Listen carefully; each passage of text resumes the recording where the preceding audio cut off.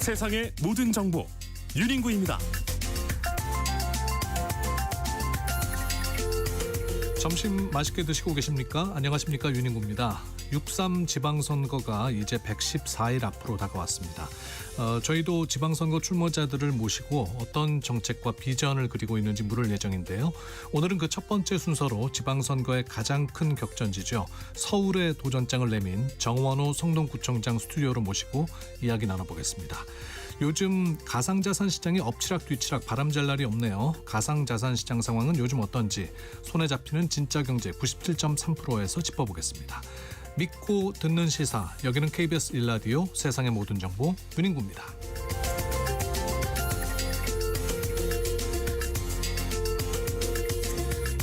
오늘도 갓생 품격 있게 여러분과 함께 하겠습니다. 한 주의 시작 월요일인데요. 다들 힘차게 달리고 계시죠? 근데 이번 월요일은 왠지 좀 발걸음이 가볍지 않으신지 모르겠습니다. 바로 이제 코앞으로 다가온 설 연휴 때문일 텐데요. 마음 한편에 숙제가 하나 있습니다. 설 선물 어떻게들 준비하고 계십니까? 부모님 용돈부터 조카들 선물, 거래처 인사까지 여러분은 올해 어떤 선물 준비하고 계신지 궁금합니다. 나는 올해 가성비로 승부한다. 혹은 이건 정말 반응 좋더라 하는 여러분만의 선물 리스트 문자로 보내주시기 바랍니다. 샵 9730, 샵 9730, 짧은 문자는 50원, 긴 문자 100원, 콩으로 보내주시면 무료입니다. 문자 추첨해서 1등급 한우 불고기 보내드릴게요.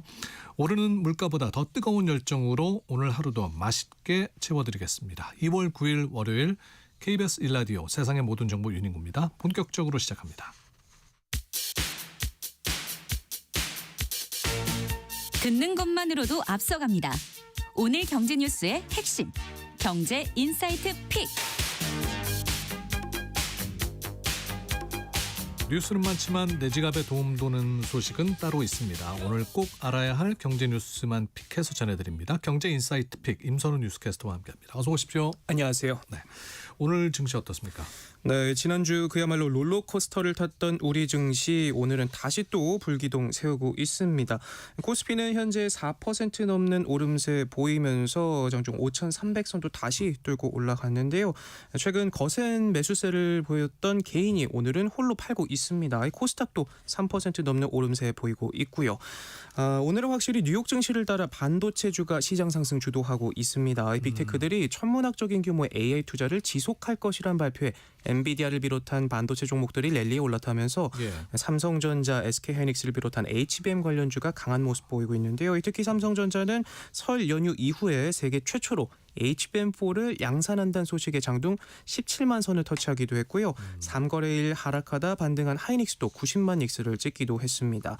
시장 급반등과 증시 화랑에 증권 업종도 일제히 강세 보이고 있는데요. 증권가에선 최근 코스피 급등락을 추세 전환이 아닌 단기 급등에 따른 과열 해소 국면으로 진단하면서 중기적인 상승 흐름이 이어질 가능성이 크다 보고 있습니다. 네, 지금 이 시각 코스피 지수가 5,304.04, 그러니까 지난주에 하락했던 걸 대부분 만회를 했네요. 최근 은행주들이 호실적을 보여서 좋은 흐름 보이고 있는데 먼저 얼마나 벌었습니까? 네, 작년 한 해 동안 4대 은행의 순이익이 사상 최대치인 14조 원을 찍었는데요. 여전히 이자 장사가 잘 됐습니다. 예금 금리보다 대출 금리가 높은 이른바 예대금리 차로 돈을 버는 구조인데 금리가 내려가면서 이자 마진 자체는 줄었지만 대출 규모가 계속해서 늘어나면서 전체 이자익은 오히려 더 커졌는데요. 코로나 이후 자영업자나 중소기업 대출이 많이 늘어난 영향이 크다고 하네요. 네, 좀 속을 잘 살펴봐야 한다면서요? 네, 이렇게 좀 안을 들여다보면 다른 이야기들이 나오고 있는데요. 당장 숫자만 보면 은행들 장사 참 잘했다 싶은데 문제는 이렇게 번 돈만큼이나 걱정스러운 지표도 함께 커지고 있다는 겁니다. 이 부실 대출이 문제인데요. 같은 기간 4대 은행의 요주의 여신은 7조 9천억 원이 넘는데 전년보다 10% 넘게 코로나 당시와 비교하면 50% 가까이나 많고요. 석 달 넘게 연체된 요주의 단계보다 부실이 더 심한 고정이하 여신도 마찬가지입니다. 반대로 충격을 흡수할 수 있는 힘을 보여주는 부실 대출 커버리지 비율은 200% 아래로 떨어지면서 한참이나 낮아졌는데 은행들이 충당금을 많이 쌓곤 있지만 부실 증가 속도가 더 빠른 상황이고요. 여기에 금리가 다시 오를 가능성까지 거론되면서 중소기업과 자영업자를 중심으로 위험이 더 커질 수 있다는 우려가 나오는 상황입니다. 요즘 그 청년들 사이에서 서울에 집 있으면 성공이다, 인생 성공이다, 뭐 이런 네. 웃지 못할 얘기들 나온다고 하는데 이게 마냥 웃고 넘길 이야기는 아닌 것 같네요. 맞습니다. 이 서울에 아파트 한 채 사려면 월급 한 푼도 안 쓰고 꼬박 14년은 모아야 한다. 이런 분석까지 나올 만큼 상황이 녹록지 않은데 서울에 사는 2030 청년층 무주택 가구가 100만 명에 육박해 통계 작성 이후 가장 많은 걸로 조사됐습니다. 수도권 전체로 넓혀보면 200만 가구를 넘고요. 반대로 내 집을 가진 청년 가구는 계속해서 줄어서 서울에서 집을 가진 청년은 10명 중 2명도 안 되는 수준으로 나타났습니다. 네. 뭐 집값도 그렇지만은 사실 이 사는 비용, 생활비 자체가 많이 올라서 예. 이것도 이제 부담스럽다고 얘기를 많이 하는데 주거비 부담은 어느 정도로 커졌습니까? 네, 눈에 띄게 늘었는데요. 작년 기준으로 2030 가구의 월세 지출은 통계 작성 이후 최고치, 이자 부담도 전 연령대 중 거의 가장 빠르게 늘고 있습니다. 소득이 늘어나는 수준은 가장 낮고 저축 여력도 오히려 줄었는데 월세, 이자, 생활비는 다 오르는데 소득은 제자리다 보니까 집을 사내만의 문제를 떠나서 지금 지내는 방 한 칸 유지하는 것조차도 벅찬 구조가 돼버렸다, 이런 평가들이 나옵니다. 네. 어쨌든 정부에서도 이제 집값 잡기 위한 강경한 대책 내놓고 있잖아요. 효과가 있습니까? 네, 최근 강남 3구를 포함한 서울 동남권에서 아파트 매물이 눈에 띄게 늘고 있는데요.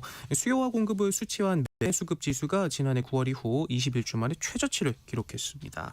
다주택 양도세 중과 유예가 더 이상 연장되지 않을 거라는 정부 메시지가 분명해지면서 다급히 급매물들이 나오고 있는데 이 영향으로 매도 물량은 늘었지만 매수자들은 가격 부담과 관망 심리로 적극 나서지 않으면서 수급 균형은 예전만 못한 상황입니다.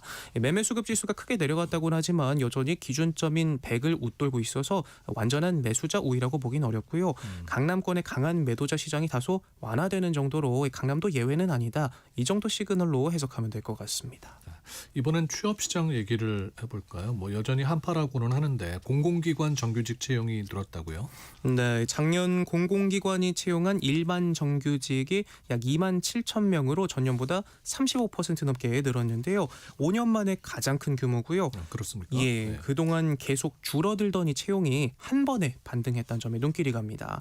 특히 신규 채용자의 10명 중 9명이 청년이었는데 요즘 가뜩이나 안 뽑는데 뽑아도 경력직들 위주로 많이 찾잖아요. 그러다 보니까 역대급 구직난 속 공공기관이 일정 부분이 남아 고용 안전판 역할을 해줬다는 평가가 나옵니다. 네. 어느 부분에서 채용이 많았나요? 눈에 띄는 건 공공의료기관입니다. 대학병원을 중심으로 채용이 큰 폭으로 늘었는데 그동안 의정 갈등 여파로 채용을 미뤘던 수요가 한꺼번에 나온 영향으로 보이고요. 또 한전이나 수자원공사 같은 에너지 공기업도 채용 규모가 커졌습니다. 여기에 청년 인턴, 특히 정규직으로 이어질 수 있는 이 채용형 인턴도 늘어나면서 청년들이 경력을 쌓을 수 있는 통로가 조금은 넓어졌다는 긍정적인 평가를 받고 있는데요. 다만 이게 한 해에 반짝 늘어난 건지 아니면 흐름이 바뀌는 신호인지는 더 지켜봐야겠죠. 정부는 올해 공공기관 정규직 채용 목표를 더 늘리겠다, 이렇게 밝혔는데 청년들에게 잠깐의 위안이 아니라 실제 기회로 이어질 수 있을지는 한번 주목해봐야 할 것 같습니다. 네. 노후 대비로 이제 국민연금 조금 더 받으려고 추가 납부 고민하시는 분들도 많이 계신데 이게 오히려 독이 될 수도 있다면서요? 네, 맞습니다. 이 추납제도가 모두에게 유리한 건 아닌데요.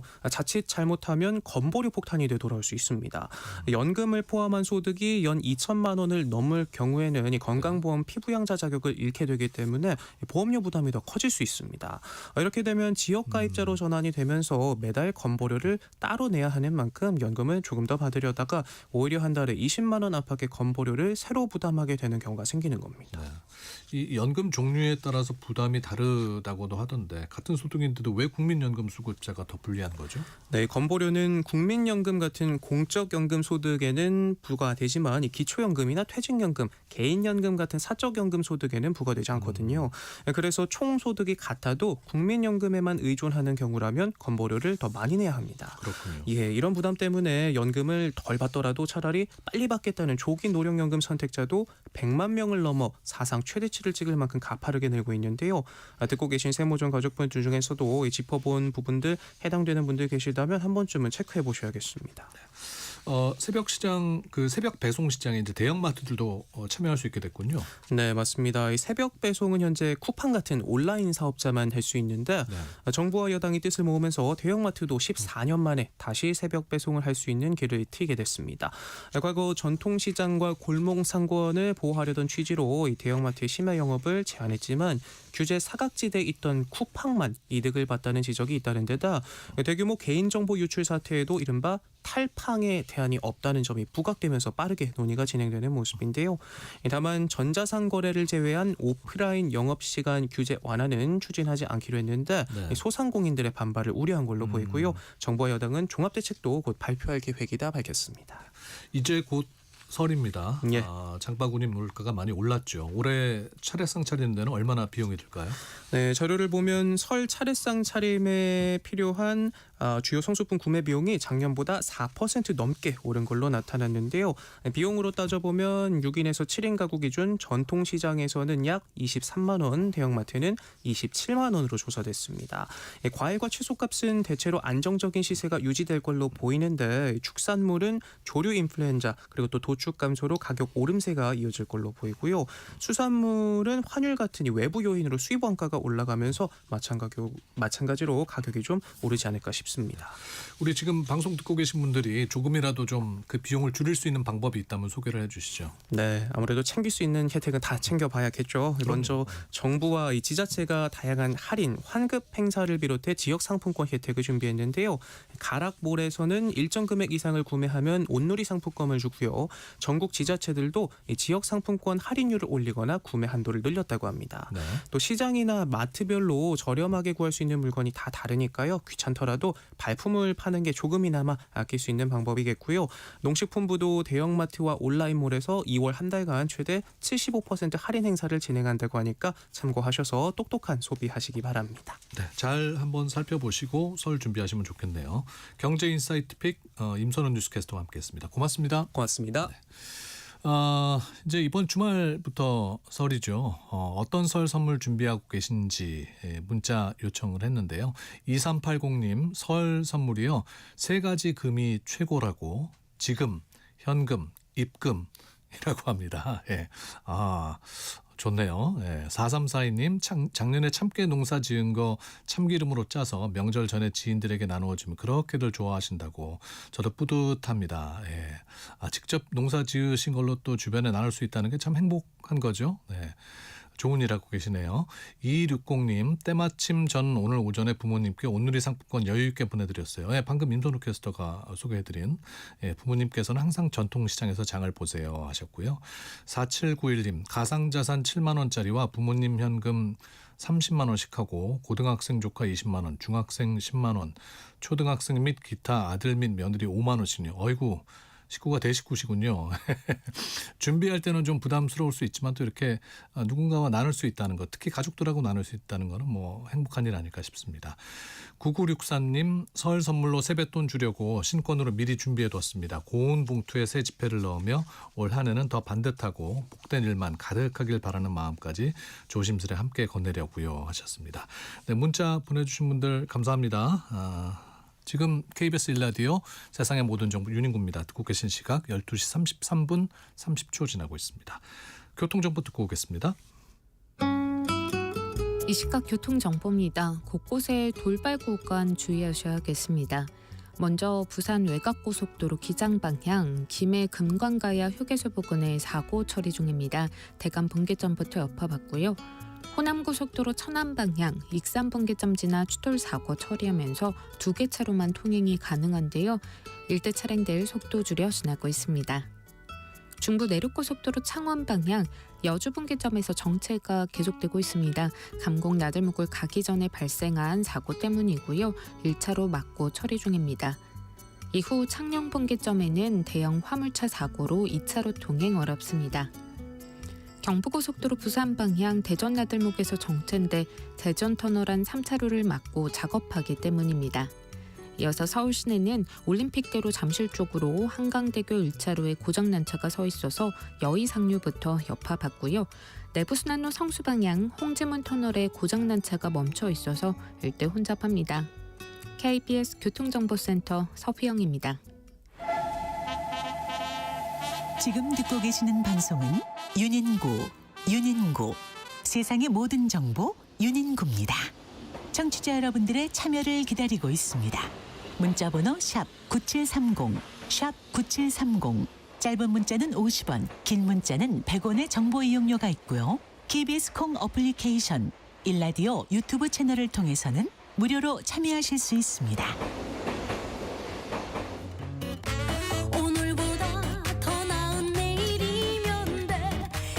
인생은 독립, 운명은 파티.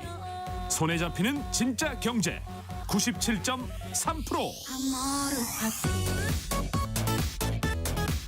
네, 월요일마다 경제를 한층 더 깊게 살펴보는 코너로 만납니다. 손에 잡히는 진짜 경제 97.3%입니다. 오늘은 고란 경제 전문 기자와 비트코인 이야기 나눠볼 텐데요. 어서 오십시오. 네, 안녕하세요. 네, 처음 뵙겠습니다. 네, 안녕하세요. 오늘부터 이제 새로 선보이는 코너인데 제목 어떤 것 같아요? 네, 멋집니다. 어디서 좀 많이 들어본 제목 같긴 한데 저희가 잘 변주를 했습니다. 오늘 이제 비트코인 이야기 한다고 말씀을 드렸는데 요즘 많이 떨어졌죠. 네, 비트코인 가격이요. 그 기억해 보시면은 이제 원화 기준으로 아마 많이 생각하실 텐데 와 이제 2억 원 되나 막 이렇게 생각하셨던 분이 많을 것 같아요. 네, 1억 8천만 원까지 갔었던 것 같습니다. 지난달 중순으로 보자면 이제 1억 4천만 원이었고요. 네. 이게 이제 10월달에 추석 즈음해 가지고 고점을 찍고 그 다음에 밀리기 시작했습니다. 이때 뭐 뒤에 얘기할지 모르겠지만 10월 10일날 코인 시장에서는 대청산 사태가 벌어졌거든요. 네. 그 이후에 하락세를 이어가더니 사실 다른 자산 시장 같은 경우 특히 우리 국장이나 아니면 금값, 은값 난리가 난 듯이 올랐잖아요. 근데 그에 반해서 비트코인 가격은 추세적으로 계속 떨어져가지고요. 6일 한때, 금요일 한때는 이게 1억 원 밑으로 내려오더니 9천만 원 선 밑으로 밀리기까지 했어요. 예. 지금은 올라와서 1억 원 위에서 거래가 되고 있긴 하는데 이런 식으로 이제 계속 떨어지고 있고요. 그러다 보니까 아무래도 이제 비트코인에 대해서 조금 관심이 식는 와중에 뭐 최근 뭐 지난 금요일에 또 여러 가지 사건이 좀 있기도 했었죠. 그러니까요. 네네. 근데 왜 비트코인 가격이 이렇게 떨어지는 거예요? 아까 말씀드린 대로 10월 10일 날 이게 아마 코인 하시는 분들은 잘 아실 텐데 아마 그냥 투자 안 하시는 분들은 무슨 일이 있었어라고 하실 거예요. 왜냐하면 앞서 말씀드린 대로 다른 자산 가격에 있어서는 큰 움직임이 없었거든요. 네. 그런데 이때 코인 시장에서 어떤 일이 있었냐면 그 코인 시장의 특성이 뭐냐면 24시간 거래된다는 겁니다. 365 24시간. 그러니까 미국 증시가 이제 문을 닫았거나 우리 증시가 이제 안 열릴 때는 외부 변수가 발생해도 가격이 움직이지 않아요. 그런데 코인 같은 경우에는 24시간 거래가 되다 보니까 어떤 외부 변수가 발생했을 때 즉각 가격에 반영이 됩니다. 근데 이때 무슨 일이 있었냐면 미국 증시가 이제 문을 닫은 다음에 트럼프 대통령이 중국과 조금 뭔가 협상이 좀 잘 안 되면서 중국의 관세를 다시 100% 부과할 수 있어 라는 식으로 이제 말을 했어요. 네. 물론 그 다음에 다시 말을 뒤집긴 했는데 이 말을 했다는 것 자체가 증시는 문을 닫았는데 코인 시장은 문이 열리다 보니까 갑자기 하락이 나타나기 시작했습니다.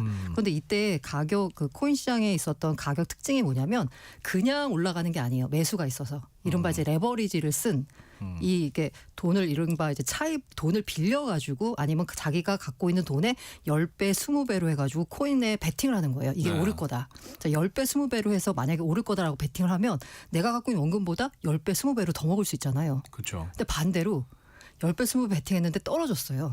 그러면 예를 들어서 10배로 제가 투자를 했어요. 갖고 있는 돈보다. 그러면 10%가 떨어지면 그냥 내가 갖고 있는 돈이 없어지는 겁니다. 근데 코인 시장에서는 이게 사실 10배가 지금 어마어마하잖아요. 그렇죠. 근데 20배, 50배, 100배 거래도 막 합니다. 그러니까 이론적으로 정말 그 투기성. 맞아요. 네. 100배로 제가 만약에 나 상승할 것 같아 라고 했는데 1% 떨어지면 내가 갖고 있는 돈이 사라지는 거예요. 그런 식으로 이제 레버리지가 낀 자금들이 들어오면서 가격을 아까 말씀드린 대로 뭐 1억 8천까지 올렸었는데 그게 약간의 이제 하락이 나오기 시작하니까 청산이 일어나고 연쇄 청산이 일어나면서 급락하게 됐습니다. 그 이후로 시장이 다 망가졌어요. 시장에서 뭔가 이렇게 활동하는 플레이어들이 다 이른바 자기가 갖고 있는 자본금이 바닥이 나면서 제대로 플레이를 못하게 되는 거예요. 그러니까 시장의 거래량도 떨어지고 매수매도도 없고 시장이 급속히 이제 냉각화됐고요. 두 번째로 이렇게 이제 대청산이 나오면서 기관 투자 투자자들 사이에서 무슨 움직임이 있었냐면 이거 코인 시장 이거 괜찮나? 이거 좀 걱정인데? 근데 다른 데를 봤더니 다른 데가 너무 좋잖아요. 그러다 보니까 기관 자금이 이탈이 시작합니다. 네. 그래서 이제 기관 돈이 들어오는 게 ETF를 통해서 요새 ETF들 많이 투자하시니까 기관들 같은 경우에는 그냥 비트코인을 사는 게 여러 가지 규제 때문에 좀 쉽지가 않거든요. 네. 근데 ETF는 사는 게 굉장히 편해요. 그래서 ETF를 통해서 돈이 굉장히 많이 들어오면서 이게 코인 가격을 밀어 올린 이유이기도 하거든요. 그런데 이 이후로 이제 ETF에서 돈이 빠져나가기 시작합니다. 그래서 지난해 11월부터 올해 1월까지 미국 비트코인 현물 ETF에서만 120억 달러 이상의 자금이 빠져나갔습니다. 우리 돈으로 한 15조, 16조 되는 돈이 나간 거예요. 이러다 보니까 가격이 오르기가 쉽지가 않죠. 그리고 최근에 이제 자산 시장을 흔들었던 게 바로 케빈 워시라는 매파적 인사를 다음 연준 의장으로 이제 임명할 거다라고 하면서 그러면 시장의 유동성이 마르는 거 아니야? 이 사람은 매파라는데라고 하는 그 걱정이 일면서 비트코인 가격도 같이 충격을 받았고요. 임명이 되지도 않았는데 일단 등장으로만 해도 충격을 받았죠. 존재감이 있네요. 네, 그리고 마지막으로 보자면 아까 말씀드린 대로 사실 예전에 이제 비트코인을 가지고 디지털 금 이러면서 좀 약간 사람들이 관심을 갖기 시작했거든요. 네. 그런데 이 디지털 금보다 그냥 금이 더 낫네? 은이 더 낫네? 야, AI 주식 보니까 더 상승률이 더 좋네? 라고 하면서 비트코인이 이른바 열위 자산이 된 겁니다. 돈이 똑같은 돈이 있으면 이제 자본을 배분을 하잖아요. 배분을 하는데 예전에는 비트코인에 여기 좋아 보인다라고 비트코인에 먼저 배분하던 게 이제는 다른 데 하고 비트코인은 굳이 투자할 필요가 없는 것 같은데? 라고 하면서 배분 안 하니까 사실 매수세가 유입이 안 되면서 사실 아까 일시적인 충격 때문에 6만 달러 선을 터치하고 올라오기도 했습니다. 저는 그냥 일반 청취자 입장에서 네네. 비트코인이라는 게 안전한 자산이라고 어느 정도 평가가 됐다고 생각하는데 그쵸. 이렇게 출렁이는 걸 보면은 또 그게 아니구나라는 그래서 생각이 이제 들고. 비트코인이 약간 지향하는 목표점은 디지털 금이거든요. 네. 그런데 그거는 목표점이고요. 지금 현재 움직이는 상황을 보면 사실 나스닥 가격하고 거의 비슷하게 움직여요. 네. 근데 나스닥이 위험 자산으로 분류가 되고 있잖아요. 그런데 나스닥보다 더 위험한 자산으로 위험하다. 지금 현재는 이제 분류가 되고 있습니다. 이렇게 가격이 흔들림이 심한 이유는 저는 뭐라고 보냐면 비트코인이 그야말로 유동성이 굉장히 좋은 자산입니다. 그렇기 때문에 아까 제가 하락을 말씀드릴 때 기관들이 돈을 빼기 시작했다는 말씀드렸잖아요. 네. 이제 기관들이 여러 개의 이제 투자를 했는데 이 기관들이 투자를 할 때 아까 말씀드린 레버리지 투자를 하거든요. 네. 그런데 금값, 은값이 이제 지금 올해 들어서만 비트코인 이제 30% 넘게 떨어졌거든요. 그 이유 중에 하나가 뭐냐면 금과 은의 레버리지 포지션을 굉장히 펀드들이 많이 구축을 해놨다고 해요. 그러니까 빚을 져가지고 자기가 갖고 있는 원금보다 굉장히 큰 포지션으로 금에 은에 투자를 한 거예요. 근데 금값, 은값이 아까 말씀드린 케빈 워시 여파 때문에 갑자기 폭락을 하잖아요. 네. 그러면 이게 폭락을 하게 되면 자기가 갖고 있는 이 증거금이 청산을 안 당하려면 이 더 채워 넣어야 되는 거예요. 어딘가에서 돈을 갖고 와야 되고. 어딘가에서 돈을 갖고 와서 채워 넣어야 되는데 그 어딘가가 어디냐? 비트코인입니다. 왜? 비트코인이 아까 말씀드린 대로 유동성이 너무 좋잖아요. 24시간 네. 거래되면서. 그리고 시장 거래 규모도 크기 때문에 그냥 팔면 이게 다 현금화가 다 가능한 거죠. 언제든 팔고 살 수 맞아요. 있기 때문에. 그래서 지금 현재 비트코인 같은 경우에는 일각에서는 이제 그간에 이제 디지털 금 내러티브가 작동을 했었는데 최근에는 그냥 유동성 창구 느낌이다. 글로벌 헤지펀드 ATM기처럼 지금 쓰이고 있다라는 이제 얘기들이 나오고 있습니다. 네. 1236님이 이런 질문 주셨어요. 일단 고란 기자 반갑다고 하시면서 네, 반갑습니다. 가상자산 전문가시잖아요. 비트코인 해도 되는 거예요? 그건 사람 따라 이제 다른데요. 아까 고란 기자가 하라 그런다고 할 수는 없는 거다. 이러죠. 모든 투자 판단과 일단 투자 결과는 투자자 본인의 책임인데요. 네. 비트코인 같은 경우에는 저는 개인적으로는 이제 장기적으로는 좋다라고 봐요. 근데 아까 말씀드린 대로 단기적으로 봤을 때는 지금 비트코인이 열위 자산, 그러니까 투자 대상 중에 그닥 매력적이지 않은 자산이기 때문에 당장 내가 이거 투자해가지고 크게 올라가지고 벌겠다라고 마음 먹고 투자하시기에는 조금 좀 좋지 않은 시기인 것 같고요. 다만 장기적으로 비트코인이 디지털 금으로 자리 잡으면서 이른바 기관들이 자기 포트폴리오에다가 일정 부분 넣어갈 것 같아라고 생각하시면 조금씩 사서 모아가는 방법을 추천드립니다. 다만 조금씩 사서 모아가려면 어떤 돈으로 해야 되나요? 내 돈으로. 여유자금. 그렇죠. 네. 내 돈으로 여유자금으로. 네. 그래야지 가격이 떨어져도 장기 전망을 믿고 안 팔잖아요. 근데 만약에 내 돈이 아닌 빌린 돈이고 이게 어디 쓸 돈이야. 그러면 이건 단기적으로 가격을 하락해도 쓸 돈이니까 팔아서 쓸 수밖에 없잖아요. 그러니까요. 그런 돈 같은 경우에는 사실 비트코인은 물론이고 사실 투자하시면 안 됩니다. 그런 돈은. 네네네. 3029님이 네. 지금이 또 그 급락 조정 기간인 맞아요. 만큼 지금이 기회입니까? 하셨는데. 그래서 실제로 그 비트코인 가격이 아까 제가 1억 원 밑으로 내려와서 9천만 원대로 오니까 네. 그 코인 시장이 아까 제가 인기가 없다라고 했잖아요. 주식 시장 거래 대금이 몇십 조씩 나오고 있는데 코인 시장은 업비트가 우리나라에서 제일 큰 거래소거든요. 네. 근데 하루 거래 대금이 다 합쳐봐야 2조, 3조 나오나? 뭐 이 정도밖에 안 나왔어요. 큰 돈 아니에요? 많은 돈 아니에요? 한때는 코스닥과 코스피를 합친 거래량보다 업비트에서 되는 거래량이 더 많이 나오던 시절도 있었습니다. 우리 국장 안 좋을 때요. 네, 예. 네. 그래서 시장 안 좋을 때는 지금 2조 나오고 뭐 1조 좀 뭐 이런 이 정도밖에 거래가 안 됐는데 아까 말씀드린 대로 가격이 급락하니까 갑자기 거래량이 터졌습니다. 사람들이 와 지금 살 때다. 살 때다. 라고 해서 들어온 분들이 있는데요. 네. 결과적으로 그때 들어오셨던 분들은 지금 가격이 이제 반등에 성공을 해서 조금 아마 차익을 얻으셨을 거예요. 근데 이게 이제 이른바 너무 급락했다가 올라온 거라서 여기서 더 갈 건지 아니면 추가 더 조정이 내려- 있을지는 조금 더 생각을 해보셔야 돼가지고요. 네. 아까 말씀하신 대로 지금 충분히 싸다라고 생각하시면 그냥 적립식으로 분할 매수하시는 게 좋고요. 다만 전제 조건은 내 돈이고 쓸 돈이 아닌 거 여유 자금이어야 된다는 거죠. 네. 네. 이런 와중에 이제 가상자산 아. 거래소죠. 빗썸에서 지난 주말에 이제 사고가 터졌는데 이게 그러니까 원으로 지급해야 되는 걸 비트코인으로 넣었다는 거 아니에요? 네, 직원이 맞습니다. 실수로 이런 일이 있을 수 있는 겁니까? 듣는 분들 가운데 이제 빗썸을 이용해 보신 분들보다는 아마 토스 혹시 이용해 보신 분들 많지 않으실까 싶은데요. 토스 보면은 왜 각종 과제를 이제 미션을 수행하면 뭐 1원 주고 10원 주고 이런 식으로 뭐 포인트를 막 주잖아요. 맞아요. 빗썸에도 그런 포인트가 있어요. 매일매일 이제 접속을 하면 뭐 100포인트를 주고 뭐 이런 식의 이제 포인트가 있거든요.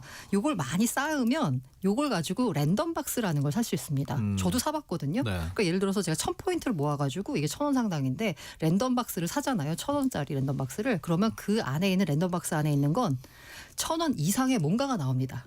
저는 그때 기억나는 게 제가 1000원짜리 랜덤 박스를 샀더니 5000원이 나온 경우가 있었거든요. 현금으로요?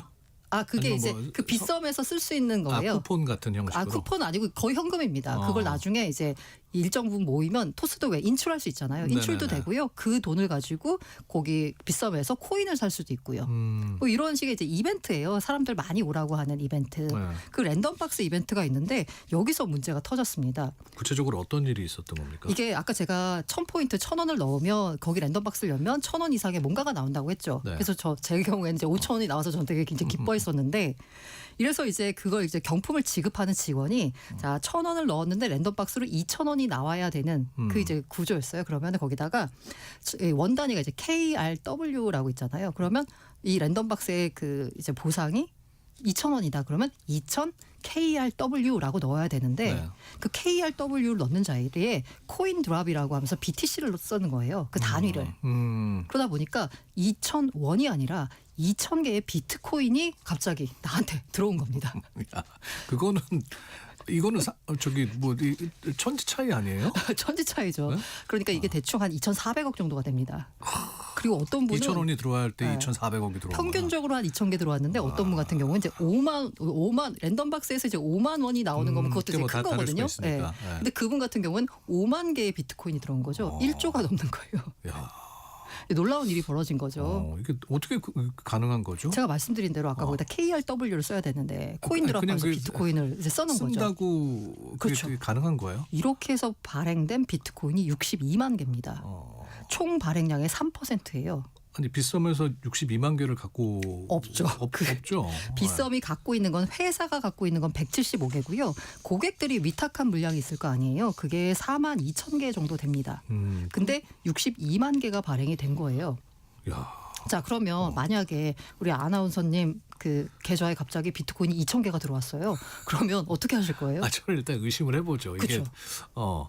뭐 잘못된 게 아닌가. 그래서 아마 여기 받은 분이 249명 정도 랜덤박스를 열어가지고 그분들 가운데 대부분이 팔았다면서 또. 아니 팔진 않고 대부분이 다 이게 뭐야? 이러면서 약간 네. 그냥 가만히 있었어요.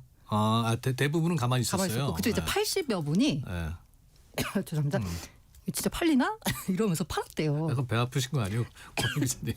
아 제가 목이 메입니다. 네. 아무튼 그러니까 대부분은 그냥 이제 좀 지켜봤는데 네. 80분은 거기서 그래서 이제 비트코인 팔았죠. 팔았다. 이게 웬 떡이냐 이러면서 팔았어요. 근데 팠는데 이게 문제가 뭐냐면 그 빗썸에서 약 한 그 분당 거래되는 이제 비트코인 개수가 그렇게 많지가 않아요. 뭐 한 10여 개 정도 되나? 이게 워낙 단위가 크다 보니까요. 그쵸. 네.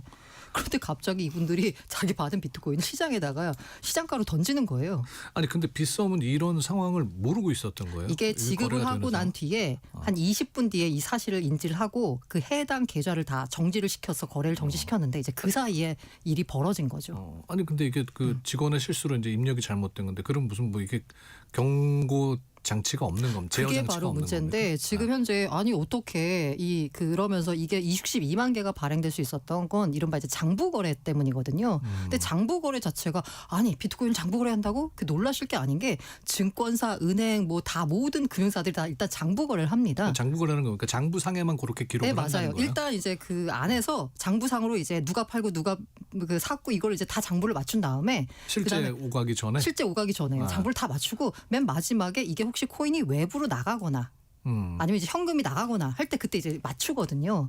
예를 들면 이제 은행 같은 경우에도 제가 이제 100만 원을 송금을 했어요. 그러면 이 100만 원이 직접적으로 옮겨지는 게 아니라 제가 국민은행에서 신한은행으로 모양을 송금했다라고 하면 이 100만 원의 가치가 바로 이전되는 게 아니라요. 이 은행 이용해 보신 분들은 11시 55분부터 왜 12시 05분 사이에는 은행 뭐 공동전산망 어쩌고 때문에 뭐 거래가 안 됩니다. 혹시 이런 메시지 보신 적 있으세요? 아니요. 그렇습니까? 네, 그게 이제 금융결제원이 하루 동안에 일어났던 그 은행들 사이에 많은 거래가 있었을 거 아니에요. 그걸 이제 다 취합을 하는 겁니다. 아. 그래서 만약에 뭐 국민은행이 뭐 이제 1억을 더 받아야 된다 신한은행한테 하면 그럼 그때 금융결제원이 그걸 이제 처리를 해주는 거예요. 그러면 그 처리를 하기 전에 국민은행 상에서 있었던 건 다 장부 거래를 하는 겁니다. 주식도 마찬가지요. 내가 팔고 사고 했던 게 그대로 예탁결제원에 가서 그 주식 명부에다가 이게 달라지는 게 아니에요.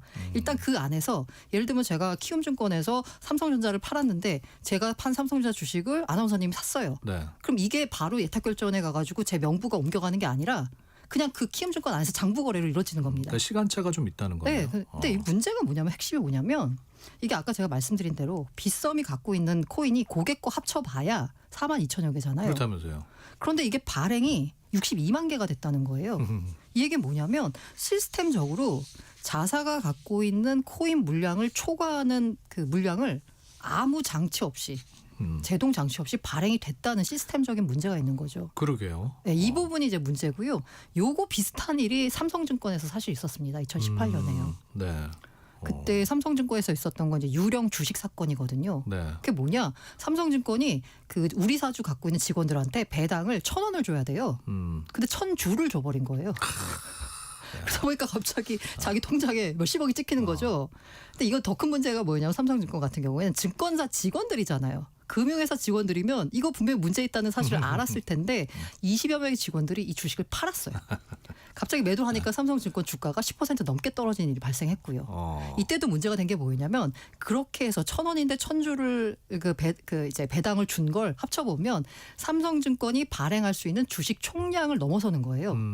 이거 문제잖아요. 네. 그래서 이 사건이 터진 다음에 모든 증권사가 다 시스템을 개선했습니다. 그런 일이 없도록. 네. 그런데 이제 빗썸 같은 경우에는 사실 아무래도 거래소 업력 자체가 짧고 규제가 조금 덜 들어가다 보니까 이런 내부 통제 장치가 부족했던 게 지금 문제로 터진 거죠. 이번 일로 인해서 피해를 입은 분들이 있습니까? 피해를 입은 사람이라고 하면 사실 그때 갑자기 가격이 떨어지니까 무슨 일이야 라면서 내가 갑자기 비트코인을 그러니까 글로벌 시세는 예를 들어서 업비트에서는 1억에 거래됐는데 나는 그 빗썸에서 거래돼가지고 9천만 원에 판 사람들이 있을 거 아니에요.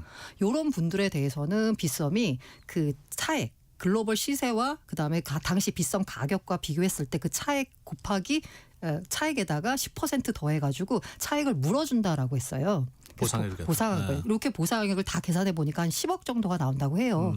요건 이제 빗썸 회사 차원에서 물어주는 건데 근데 이제 이게 또 여기서 약간 또 갈리는 게 그렇게 해가지고 비트코인을 팔았던 분들 있잖아요. 네. 그분들이 나 보상 말고 비트코인으로 돌려줘라고 하시는 거죠. 그럴 수 있겠네, 네, 충분히. 이게 문제가 뭐냐면 네. 근데 그 당시 가격보다 이게 그 글로벌 시세 자체가 올라왔어요.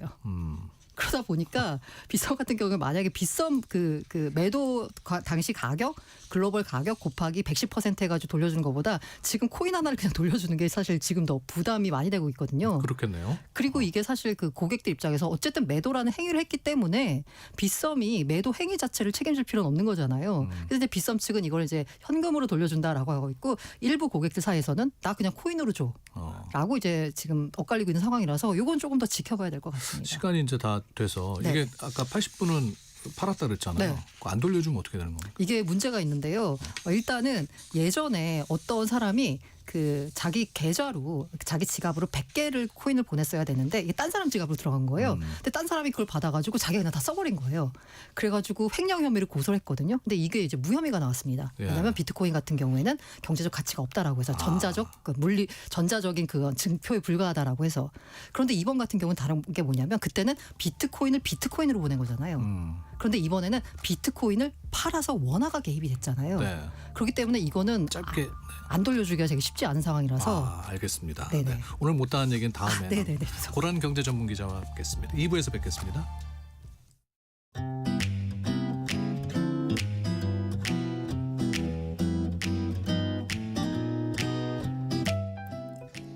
안녕하세요. 바른말, 고운말입니다. 우리말 관용구에 꼼짝 못하다라는 말이 있습니다. 이것은 남의 힘이나 위험에 눌려 조금도 길을 펴지 못하다라는 뜻으로 그는 부모님께는 꼼짝 못하는 사람이다 같이 말할 수 있습니다. 이 관용구에 나오는 꼼짝이란 말은 몸을 둔하고 느리게 조금 움직이는 모양이라는 뜻의 고유어 부사인데요. 내가 갈 때까지 꼼짝 말고 거기 그대로 있어라처럼 뒤에 주로 부정어와 함께 사용됩니다. 꼼짝이란 표현이 들어가는 부사 중에 꼼짝달싹이라는 것도 들어보셨을 겁니다. 이것 역시 주로 못하다, 않다, 말다 따위의 부정어와 함께 쓰여서 몸이 아주 조금 움직이거나 들리는 모양을 뜻합니다. 예를 들어 사로잡은 포로를 밧줄로 꼼짝달싹도 못하게 묶었다처럼 말할 수 있죠. 이 꼼짝달싹 말고 또 옴짝달싹이라는 표현을 더 많이 들을 수 있는 것 같은데요. 옴짝달싹 역시 주로 부정어와 함께 쓰이고 몸을 아주 조금 움직이는 모양이라는 뜻입니다. 빗속에 갇혀 옴짝달싹 못하게 되었다. 그는 옴짝달싹 않고 공부만 한다. 이렇게 표현할 수 있죠. 참고로 옴짝달싹과 비슷한 형태인 옴쭉달싹은 비표준어라는 것 함께 알아두셔도 좋겠습니다. 지금까지 바른말 고운말 아나운서 국혜정이었습니다.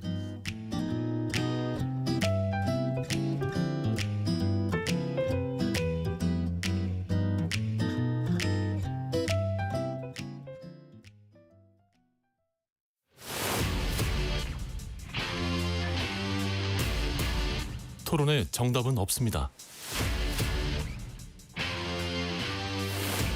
토론이 세상을 바꿀 수도 없습니다.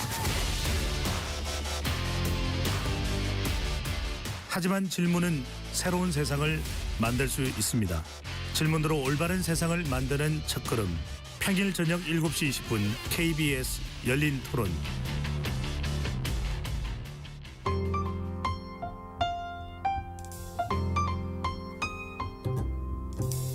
어떤 하루 보내고 계신가요?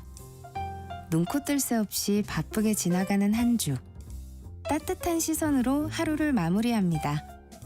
당신을 위한 지식 쉼터. 오늘 밤 일라디오. 월요일부터 금요일. 매일 밤 10시 5분에 시작합니다.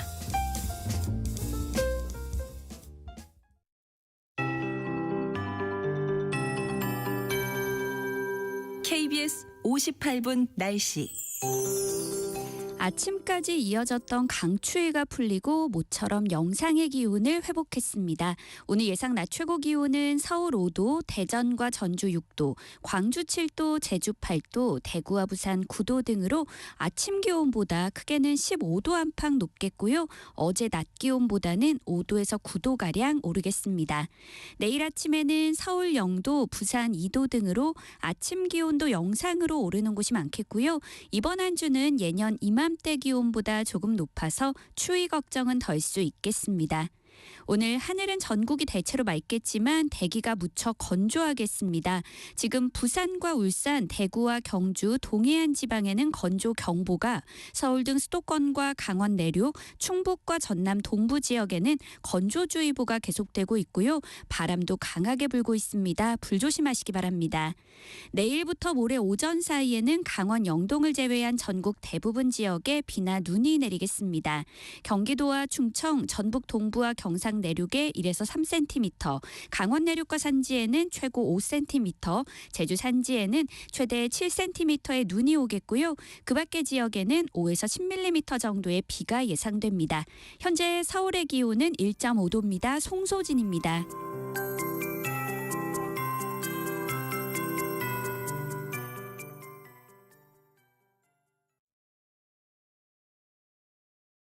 정성을 다하는 국민의 방송 KBS가 한시를 알려드립니다. AM 711kHz, FM 97.3MHz, KBS 1라디오입니다. HLKA.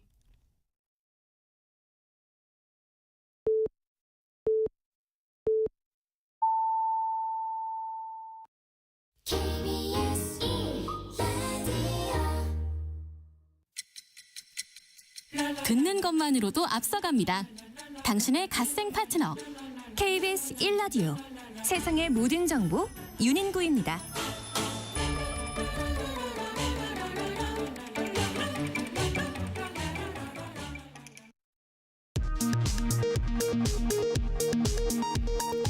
이 시각 라디오 정보센터 뉴스입니다.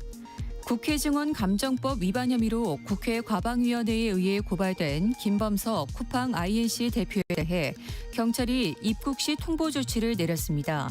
쿠팡 퇴직금 수사 외압 의혹을 수사하는 상설특검팀은 전 인천지검 부천지청장 어미준 검사를 피의자 신분으로 재소환했습니다.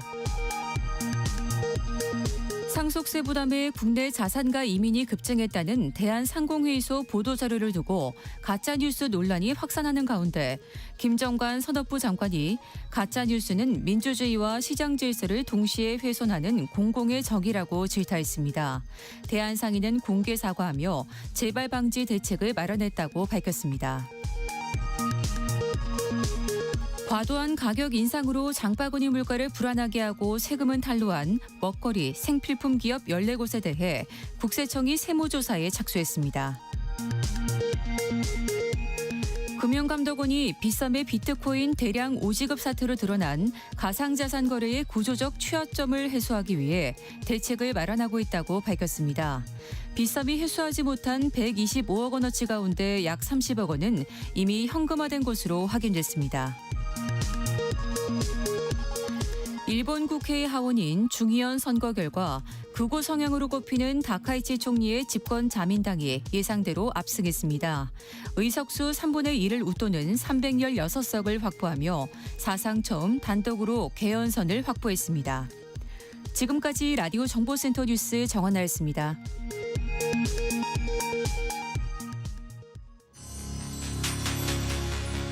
일상의 깊이를 더합니다. 당신을 위한 프리미엄 인사이트 KBS 1라디오 세상의 모든 정보 윤인구입니다. 2부 시작하겠습니다. 국회가 오늘부터 사흘간 대정부 질문에 나서는데요. 국회 대정부 쟁점 여의도 현미경에서 자세히 들여다보겠습니다. 서울의 핫플레이스죠. 성수동을 만든 삼선구청장 정원호 성동구청장이 서울시장 출마를 공식 선언했습니다. 어제 출마 선언을 했는데요. 첫 방송 출연 세상의 모든 정보 윤인구입니다와 함께합니다. 구청장 정원호가 아닌 서울시장 후보 정원호가 그리는 서울은 또 어떤 모습일지 잠시 후에 직접 만나서 이야기해 보겠습니다.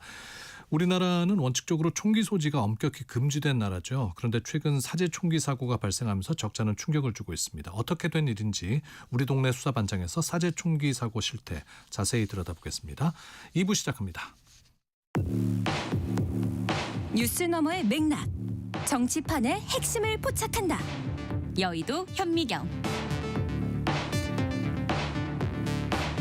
매일매일 차고 넘치는 정치권 이슈의 숨은 맥락을 짚어드립니다. 여의도 현미경 오늘 함께할 두 분 소개해드리죠. 김수민 시사평론가, 박성희 시사저널 기자 나왔습니다. 어서 오십시오. 안녕하세요. 반갑습니다. 네. 앞서 예고해드린 대로 이제 오늘부터 사흘 동안 국회 대정부 질문이 있는데 첫날은 정치, 외교, 안보 분야입니다. 오늘 쟁점은 뭡니까? 네, 국회가 오늘 오후 2시부터 올해 첫 대정부 질문에 나섭니다. 대정부 질문은 오는 11일 수요일까지 사흘간 이어지는데요. 국회는 이날 이젠 정치, 외교, 통일, 안보 분야를 시작으로 내일 경제 그리고 모레 교육, 사회, 문화 순으로 대정부 질문을 진행합니다. 네. 이 중 대정부 질문 첫날인 오늘 정치권 관심이 집중되고 있는데요. 오늘 대정부 질문에 정부 측에서는 김민석 국무총리 등 총 6인이 참석할 예정입니다. 특히 오늘 외교 분야 대정부 질문의 이 최대 화두는 대미 관세 인상 문제입니다. 국민의힘은 대미 관세 협상의 이 불확실성을 쟁점화할 것으로 보이는데요. 반면 민주당은 이 대미 투자 특별법의 신속한 처리 필요성 강조할 것으로 보입니다. 또 정치적으로는 최근 정부 여당 주도로 이뤄지는 이 검찰 개혁안과 관련한 질의가 이어질 것으로 보이는데요. 이 밖에 이 비무장지대 이 관할권 문제를 두고 유엔사와 갈등을 빚는 문제, 또 국방부가 지난해까지 지급했어야 할 1조 3천억 원 규모의 국방비가 이 미지급된 문제 등도 오늘 대정부 질의 화두로 언급됩니다. 오늘 정치, 외교, 안보 이렇게 이 분야들에서 대정부 질문을 하게 되는데 보통 정치에는 여러 가지가 포함이 되는데 특히 형사 사법 관련한 부분들이 여야 간의 의견차가 크기 때문에 오늘 또 주요 쟁점이 되지 않을까 그렇게 전망을 해보고요. 그동안에 단적으로 검찰 개혁을 둘러싸고 특히 검찰 보안 수사권 문제라든지 이쪽에서 여당과 정부 간의 온도차, 의견차가 있었거든요. 이 부분을 야당에서 파고들 수도 있다. 정말 의견차가 좁혀진 거냐. 그리고 정성호 법무부 장관은 현재 여당에서 논의되는 안에 대해서 정말 동의하느냐. 이런 문제를 야당에서 파고들 수도 있을 것으로 보이고요. 그리고 대정부 질문은 보통 야당이 정부를 향해서 공세를 취하는 모양새로 그렇게 전개가 되지만 여당에서도 일종의 맞불을 놓을 수도 있거든요. 여당에서 놓을 만한 맞불로 예상을 해보건대 최근에 사법부의 몇몇 판결들이 있었습니다. 여당에서 반발하는 판결들, 이를테면은 김건희 씨에 대한 일부 무죄 판결, 또 얼마 전에 나왔던 곽상도 전 의원에 대한 무죄 판결, 이런 것들을 놓고 사법이 문제가 있다. 사법부는 개혁돼야 된다. 나아가서는 조희대 대법원에 문제가 있다. 이런 공세를 민주당에서 취할 수 있을 것으로 전망을 해봅니다. 네. 이제 설 연휴 앞두고 있잖아요. 이게 또 대정부 질문이 단순한 공방 넘어서 설 밥상머리 민심에 실제 영향을 줄 수 있을까요? 일단 여야 모두 이 긍정적인 영향을 주기를 바라는 분위기입니다. 설 연휴를 한 일주일 앞두고 열리는 대정부 질문인 만큼 이 밥상머리 민심을 선점하는 좋은 발판이 될 것이란 게 이 여야 양측의 기대인데요. 특히 지방선거도 이 4개월 앞으로 다가왔기 때문에 여야 모두 이 대정부 질문에 임하는 자세가 남다릅니다. 우선 민주당은 이재명 정부 2년차 성과, 그중에서도 이 경제의 성과를 집중적으로 부각할 것으로 보입니다. 특히 최근 이 화두가 된 이 코스피 5천 달성의 의미 강조하면서 이재명 대통령의 소위 한다면 하는 리더십, 이거 집중적으로 띄우겠다는 계획입니다. 이 밖에 이 수출 증가를 경제 성과로 또 내세우고 외교적으로는 한일 항중 관계 이 안정화를 강조하면서 유능한 집권 여당 이미지를 부각할 것으로 보이는데요. 반면 국민의힘은 최근 정부가 내세우는 이 집값 잡기, 부동산 정책의 이 실효성 집중적으로 질문하겠다는 계획입니다. 나아가 정부가 이 검찰 개혁과 2차 특검 등 정책이 아니라 이 정치에 너무 집중하고 있는 거 아니냐, 이 지점을 지적하겠다고 국민의힘 일찌감치 예고했습니다. 다만 최근 이 여야 모두 이 계파 갈등이 정치 뉴스를 좀 도배하고 있기 때문에 과연 이번 대정부 질의가 얼마나 흥행할 수 있을지 장담하기 어렵다, 이런 의심 어린 시선도 적지 않습니다. 네. 요즘은 아이돌 히트곡도 회전율이 빠른 세상이거든요. 워낙에 뉴스의 홍수시대고 여야 당 내에서도 쟁점이 많기 때문에 이번 대정부 질문 내용이 과연 설 민심까지 좌우할 수 있을까? 이 부분은 회의적이기는 합니다만 그러나 어쨌건 국회의원들 입장에서는 자기들 상임위에서 다루던 문제를 넘어서는 뭐 다른 상임위의 문제라든지 혹은 범정부 차원의 문제, 이런 것들을 국회 본회의에서 다룰 수 있는 절차가 바로 대정부 질문이기 때문에 의원들이 심혈을 기울여야 될 것으로 보이고요. 대정부 질문이 간간히 국민들 뇌리에 남는 그런 사례도 있는데 그런 사례들을 보면 뭐 첫 번째로는 처음 듣는 사실에 대한 폭로. 단적으로 과거에 박계동 전 의원이라고 노태우 전 대통령 비자금에 관련된 폭로를 대정부 질문에서 한 적이 있었는데 뭐 그런 것이 나오느냐.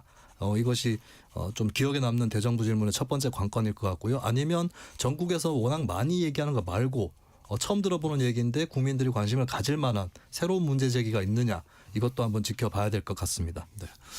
이재명 대통령이 이제 부동산 투기 세력에 대해서 경고 메시지를 강력히 내놓고 있는데 국민의힘에서는 이 대통령부터 자신이 소유한 분당 아파트를 처분해야 한다라고 비판하고 있죠. 네, 이재명 대통령 최근 이 집값 잡기에 말 그대로 올인한 상태입니다. 이를 위해 이젠 집을 여러 채 갖고 있는 다주택자들을 향한 이 압박 강도를 높이고 있는데요. 한마디로 이 주택 공급을 아무리 늘려도 집을 여러 채 갖고 있는 임대사업자나 다주택자들이 많으면 주택은 부족할 수밖에 없다는 판단입니다. 동시에 이 대통령은 주거용이 아니면 똘똘한 한 채로 갈아타기조차 안 하는 것이 이익이다 이렇게 강조하면서 이른바 이 비거주 1주택자를 겨냥한 메시지도 내놨는데요. 강남처럼 이 부동산 가격이 오를 것으로 예상되는 지역에 이 주택을 보유하고 실제 거주는 다른 지역에서 이 전세나 월세로 유지하는 이들도 규제 대상이 될 수 있다 이렇게 시사한 겁니다. 네. 그런데 야당이 봤을 때는 이게 내로남불이자 좀 과한 진단이라는 겁니다. 당장 그 이 비거주 1주택자가 이 대통령 본인 아니냐 이렇게 주장하고 있는데요. 현재 이 대통령이 분당에 아파트를 한 채 보유하고 있거든요. 그런데 사는 거는 청와대니까 그럼 이 아파트도 매물로 내놓으라는 겁니다. 주진우 국민의힘 의원은 대통령이 다주택자를 마귀로 몰고 실거주 없는 1주택 보유자도 투기꾼 취급했다. 그러면서 본인은 실거주 없이 이 분당 아파트 재건축을 기다리고 있다. 이렇게 비판했습니다. 뭐 얘기는 이해가 가는 것 같은데. 네. 일단 이 논란이 앞으로 예고하는 것이 있다면 이재명 대통령이 비거주 고가 1주택에 대해서 문제 제기를 한 거잖아요. 네. 이런 세대를 겨냥해서 보유세를 강화할 수도 있다라고 하는 관측이 자연스럽게 나오고 있습니다. 지금까지는 이재명 정부에서 보유세 인상 카드를 그다지 구사하지 않고 오히려 이 대통령 한때 세금으로 집값을 잡으려는 것에 대해서는 동의하지 않는다고 얘기도 했거든요. 그런데 이번에 양도세의 중과에 대한 그 유예를 폐지하는 것과 함께 결국에 이 보유세까지 강화하는 거 아니냐 이런 관측이 또 나옵니다. 그런데 여기서 쟁점이 될 수 있는 것은 일시적인 분리거주는 어떻게 할 것이냐. 예를 들면은 뭐 부모를 봉양해야 된다든지 자녀 학군 문제라든지 이런 것들 때문에 본인이 보유한 집에서 살지 않는 사람들도 있는 것이고 또 실거주를 예정을 하고 있지만 미입주한 상태에도 있을 수 있습니다. 그런데 여기에 대해서 미리 나타나는 게 이재명 대통령도 그중 한 사람 아니냐. 어떻게 할 것이냐 이런 문제가 또 제기가 되고 있는 것이죠. 네. 이 야당 공격에 대해서 청와대 뭐 입장을 내놓은 게 있습니까? 일단 야당의 이 대통령을 향한 공세에 청와대는 뭐 일일이 대응하지는 않겠다는 방침입니다. 대신 여당이 대통령 업무에 나섰는데요. 박지원 민주당 의원은 나도 대통령 비서실장과 이 국정원장 공간에서 살았지만 개인 소유의 아파트를 팔라는 요구는 받은 적이 한 번도 없었다면서 야당을 향해서 해도 너무한다 이렇게 지적했습니다. 청와대 관저가 이 대통령 개인 소유도 아니고 공직자는 직이 끝나면 이 자기 소유의 집으로 돌아가야 하는데 이거를 재산 증식을 노리는 비거주 1주택자에 비유하는 건 잘못된 해석이라는 겁니다.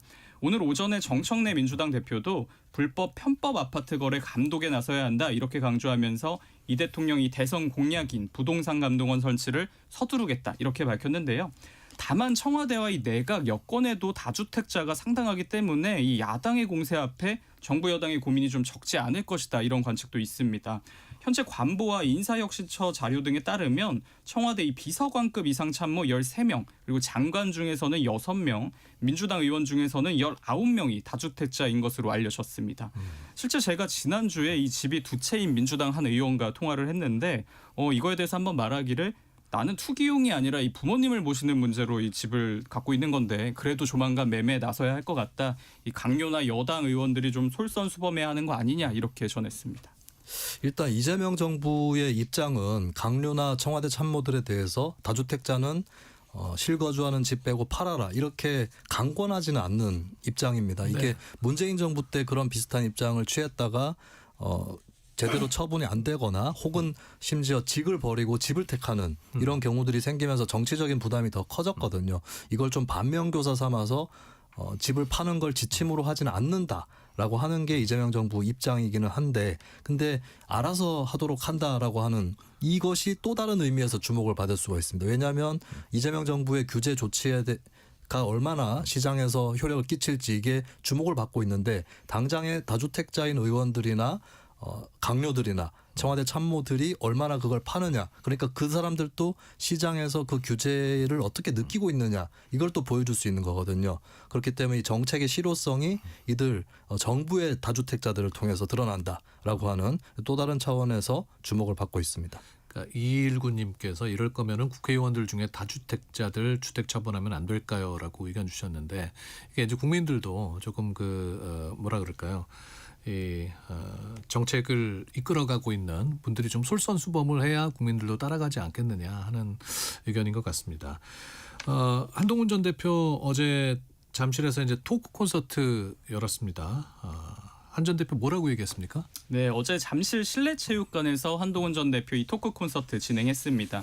국민의힘에서 제명된 후 첫 공개 행보라 현장이 굉장히 많은 취재진과 팬덤이 몰렸는데요. 주최 측 추산으로 1만 5천 명 이상이 운집했습니다. 현장을 취재한 저희 팀 기자랑 이 공개된 영상을 보면 이 토크 콘서트 열기가 마치 아이돌 콘서트처럼 굉장히 뜨거웠다고 합니다.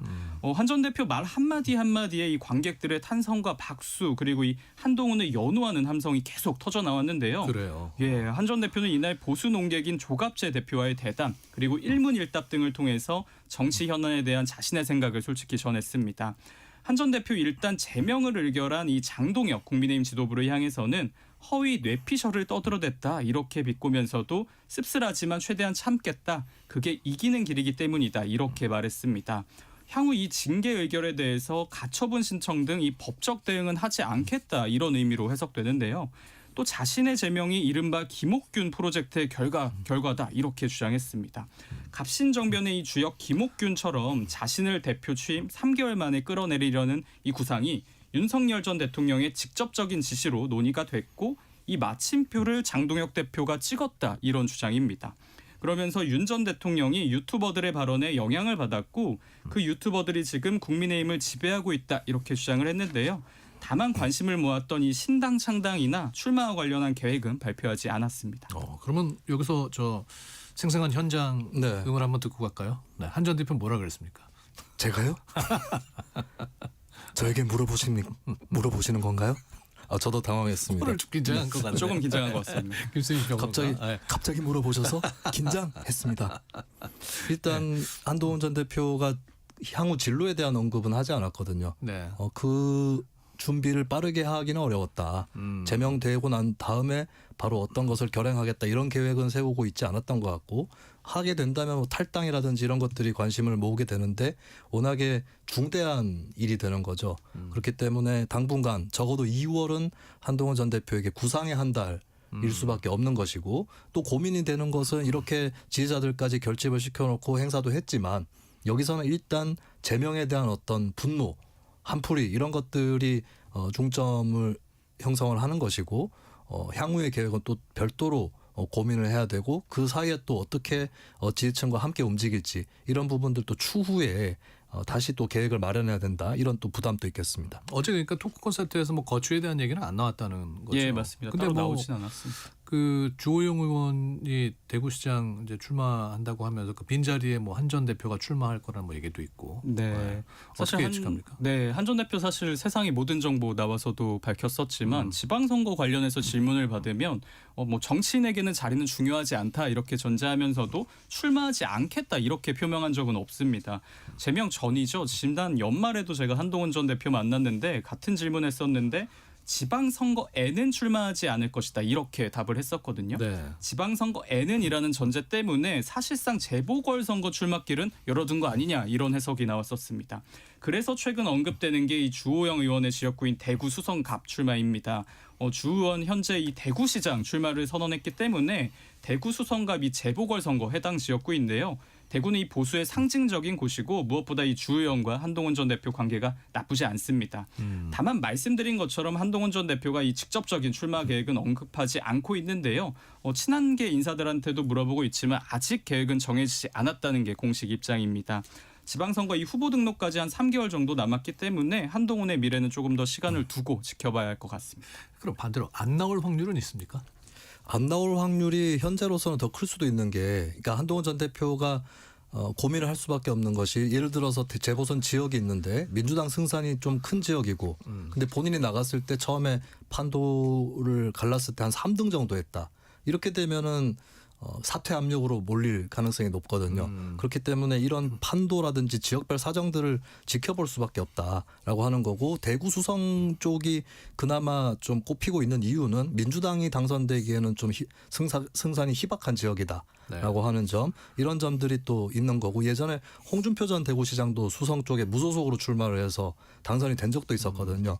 이런 것들을 좀 노려보지 않을까. 물론 홍준표 전 시장은 그 어림도 없는 소리예요. 나 따라하다가 베베꼬예요. 네. 이렇게 얘기를 하겠죠. 이거 상당히 비슷했습니다. 네.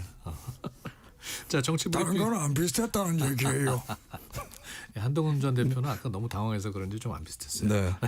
자, 정치 브리핑 여의도 현미경 여기까지 하겠습니다. 박성희 시사저널 기자, 김수민 시사평론가와 함께했습니다. 고맙습니다. 네, 감사합니다.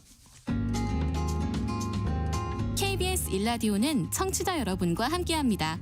지금 휴대전화를 열어 참여해주세요. 문자번호 샵9730, 샵9730. 짧은 문자는 50원, 긴 문자는 100원의 정보 이용료가 있고요. KBS 콩 어플리케이션, 1라디오 유튜브 채널을 통해서는 무료로 참여하실 수 있습니다.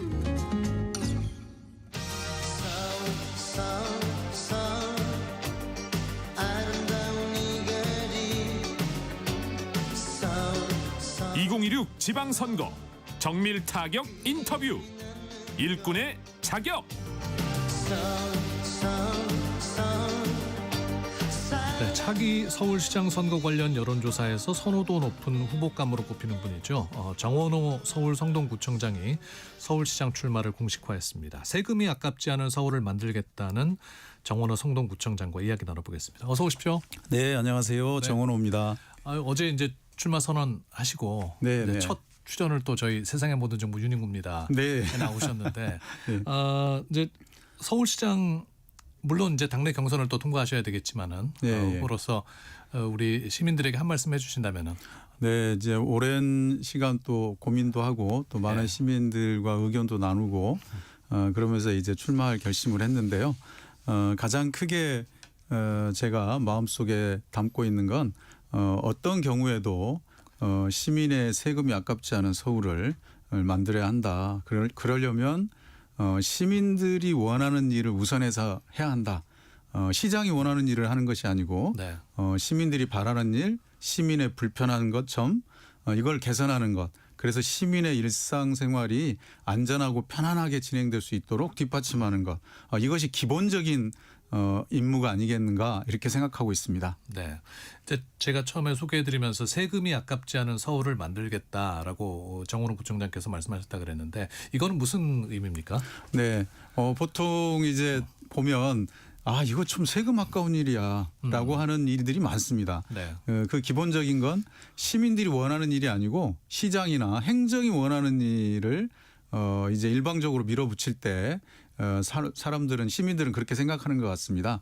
그래서 세금이 아깝지 않은 서울이라는 건 세금이 아깝지 않게 느끼려면 내가 정말로 바라는 일을 시에서 해줄 때 정말 세금 아깝지 않다 이렇지 않습니까? 그래서 그런 일을 하겠다라는 걸로 크게 이렇게 방향을 잡고 있습니다. 네. 그러면 지금 오세훈 시장은 시민이 원하는 일을 하는 게 아니라 시장이 원하는 일을 하고 있다? 그렇게 그렇고 있다고 생각합니다. 네. 뭐 대표적으로 한강버스라든지 그리고 또 광화문 광장에 감사의 정원에서 이런 걸 세운다든지 이런 일들이 계속 시민들이 반대함에도 불구하고 진행하고 있는 일이지 않습니까? 네. 그런 걸 볼 때마다 세금 아깝다 이런 생각을 하는 것 같습니다. 네.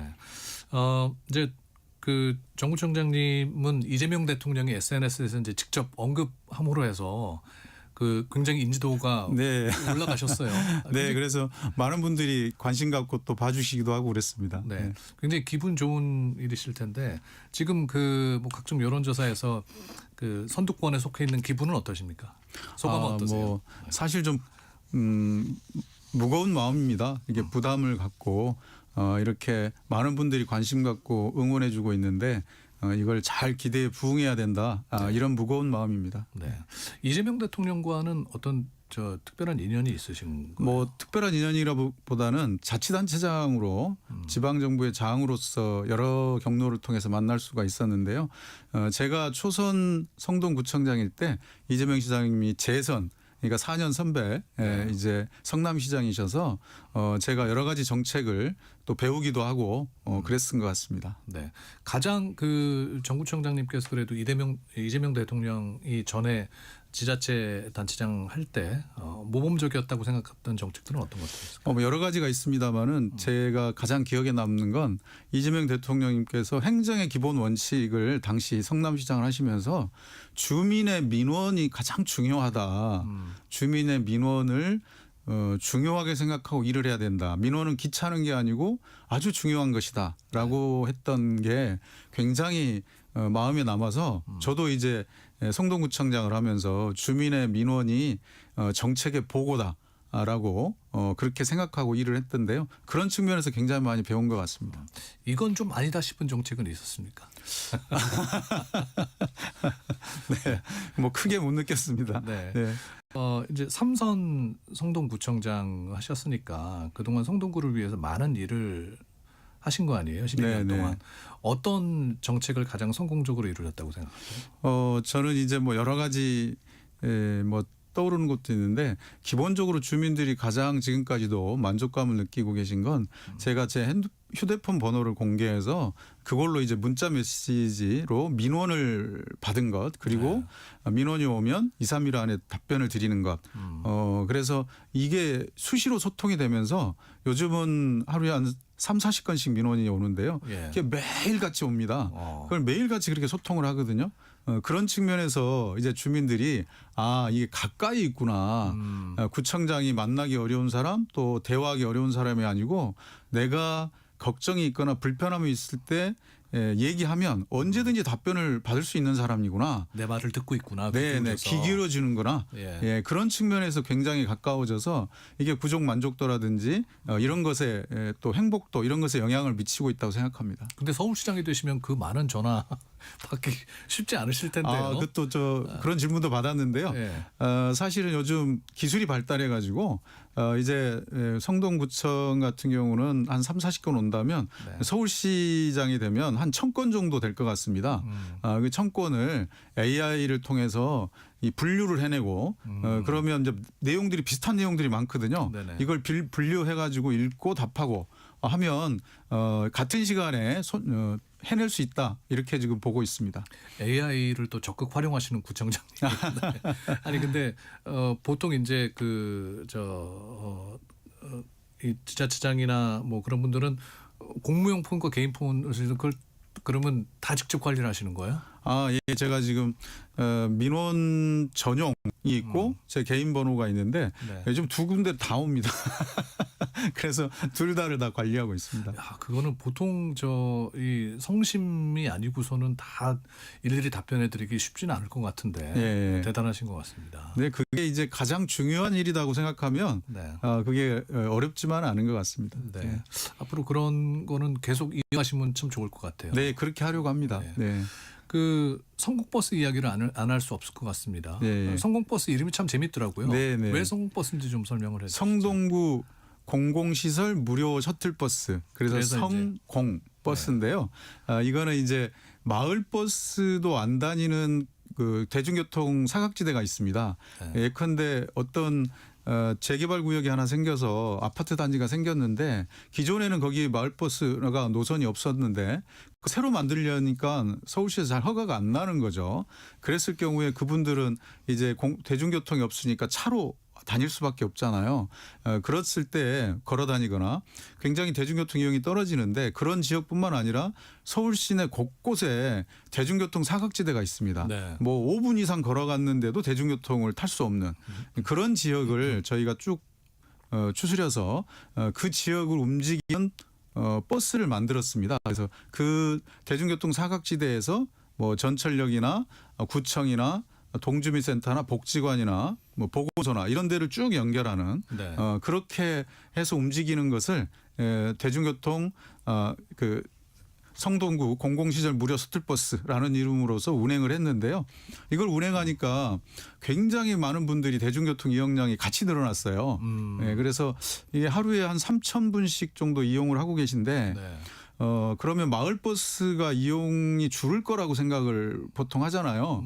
무료가 있으니까 돈 내고 마을버스를 왜 타냐. 네. 그런 우려가 있었는데 이게 오히려 이제 이 무료 공공 셔틀버스를 통해서 왔던 분들이 마을버스를 타고 최종 목적지까지 간다든지 마을버스 타고 와서 이 공공 셔틀 타고 대게까지 간다든지 이렇게 환승이 돼서 마을버스 이용객이 오히려 7.2% 늘었습니다. 네. 그러니까 최근에 이제 또 서울 시내버스 파업이 있지 않았습니까? 네. 그래서 그때 나온 얘기가 이제 필수 공익 사업으로 지정해야 한다는 얘기도 있었는데 그 대안으로 구청장께서 제시하신 게 이제 이 공공 시설 무료 셔틀이었잖아요. 요거는 이제 그 보완제로 한 거고요. 제가 그때 얘기한 건 필수 공익 시설로 지정하자고 하는 거는 상처를 치유하자는 게 아니고 덮어버리자는 거다라는 얘기거든요. 지금 시내버스 중공영제 때문에 많은 문제가 생기고 있습니다. 1년에 5천억씩 이 적자를 보고 있고요. 그럼 올해가 되면 누적 부채가 1조 원입니다. 갚지 못하고 있는 돈이. 그런데 이거를 그냥 지금 덮어버리자는 얘기인데 그거는 지속 가능하지 않거든요. 이건 수술을 해야 됩니다. 그래서 해결을 해야 되는데 그래서 제가 제안한 거는 어쨌든 지금 중공영제를 유지하고 있고 그래서 사모펀드에 배를 불리고 있는 시스템이 표준 운송 원가의 이윤까지 보장하는 그런 시스템이기 때문에 이걸 좀 손봐야 된다. 그래서 적자 노선의 이윤까지 보장하니까 개혁을 안 하고 있습니다. 효율화를 안 하고 있기 때문에 그 문제를 좀 손을 봐야 한다. 그리고 시내버스 노선이 여러 가지 비효율적이고 아직 못 가고 있는 노선들이 많으니까 이걸 효율적으로 한번 개편해야 된다라고 얘기한 거고요. 개편했을 때 이제 다시 이제 노선별로 버스 회사들을 정할 텐데 그럴 때 이제 수익이 안 난다고 해서 만약에 안 가게 되면 지원을 안 하게 되면 노선 버스 입찰을 안 하게 되면 어떻게 하느냐. 그때는 이제 공공이 운영하는 방식으로 이걸 보완할 수도 있다. 이런 얘기를 드린 겁니다. 네. 근데 반대 진영에 계신 분들은 조금 다른 의견을 뭐 그럴 수도 있죠. 네. 비판하시는 것 같아요. 특히 윤희숙 전 의원이 조금 세게 얘기를 하셨어요. 네. 보면은 알짜 노선 다니는 정원호표 공짜 버스는 뻔뻔한 세금 플렉스다. 그에 대해서는 어떻게 생각하십니까? 동네 와서 좀 잘 더 돌아봤으면 좋겠습니다. 네. 더 이상 언급 안 하시겠습니다. 예. 네. 성수동이 이제 뭐 뉴욕의 브루클린과 비교되는 곳으로 또 많이들 얘기하던데 이제 시장이 되시면은 서울시는 다른 구도 이렇게 좀 정비를 하실 계획이십니까? 이제 성수동이 이제 나쿠젠 공장지대였다가 지금 세계적 핫플레이스로 바뀌었거든요. 그게 한 10여 년 만에 바뀐 건데 서울 곳곳도 그렇게 변화가 필요한 곳들이 있습니다. 그런 변화가 필요한 곳에는 그런 성수동에서 했던 그런 방식들이 적용이 돼서 성공을 좀 해서 했으면 좋겠는데 성수동에 그대로를 답습해서 가는 건 성공할 수 없습니다. 성수동의 방식을 가져가야 되는데요. 성수동의 방식이라는 건 우리 행정이 거기 성수동에 어떤 민간과 기업의 흐름이 있는지를 잘 보고 그 흐름을 보고 그 흐름이 잘 갈 수 있도록 예산적 제도적으로 뒷받침했기 때문에 된 일이거든요. 그러면 각 곳곳마다 각 장소마다 그 흐름인들이 있을 겁니다. 그 흐름을 잘 타게 저희들이 행정에서 뒷받침해 준다면 기업과 시민들이 잘 살려낼 거다 이렇게 생각하고 있습니다. 그래서 그런 측면에서 저희가 제도적 예산적 뒷받침을 하면 서울 전역에 곳곳에서 제2, 제3의 성수동이 만들어질 수 있다 이렇게 생각합니다. 어제 저는 그 서울시장 출마하시면서 물레동에서 하셨잖아요. 물레동을 성수동 같이 만들어 달라고 했는데 물레동은 물레동 같이 돼야 된다고 말씀하신 게 좀 인상적이었거든요. 그게 그런. 네, 그렇습니다. 이제 성수동 같은 물레동은 만들어질 수가 없고 물레동다운 물레동이 만들어질 겁니다. 그런 것들을 저희가 이제 앞으로 서울시에서 제도적 예산적으로 뒷받침해 드려야 된다 이렇게 생각하고 있습니다. 네. 요즘 또 부동산 정책이 많은 분들이 관심을 갖고 계시잖아요. 특히 이제 뭐 그 종묘 지구라든지 태릉 CC 있는 쪽에서 오세훈 시장과는 좀 반대되는 입장이신 거잖아요. 그 뭐 반대되는 건 아닌데요. 오세훈 시장도 그 개발하자, 오세훈 시장님도 개발하자는 건데 저는 이제 거기는 세계 문화유산이 있기 때문에 세계 유산 영향 평가를 받고 하면 된다.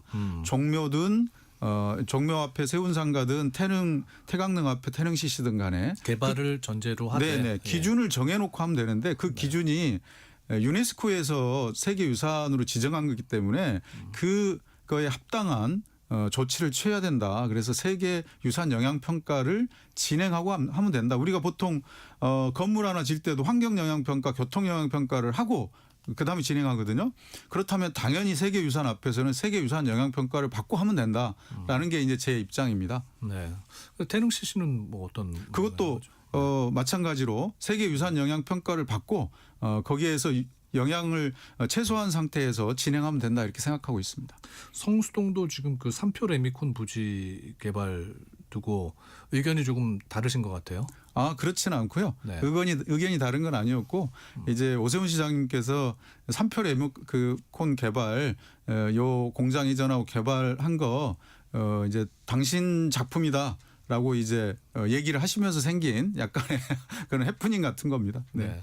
근데 오세훈 시장은 약간 좀 그 반대 날을 세워서 아마 그 유력한 후보기 때문에 그렇게 얘기를 하는 것 같은데 정원호 구청장 할 땐 합리적인데 지금은 약간 민주당식 적반하장이다라고 또 비판을 하네요. 네, 뭐 그렇게 보실 수도 있는데요. 네. 이제 뭐 그런 건 또 웃으면서 서로 또 넘겨야 되지 않나 싶습니다. 네. 정 구청장님도 뭐라고 이렇게 반박을 하실 만한데 굉장히 그냥 점잖게 말씀을 하십니다.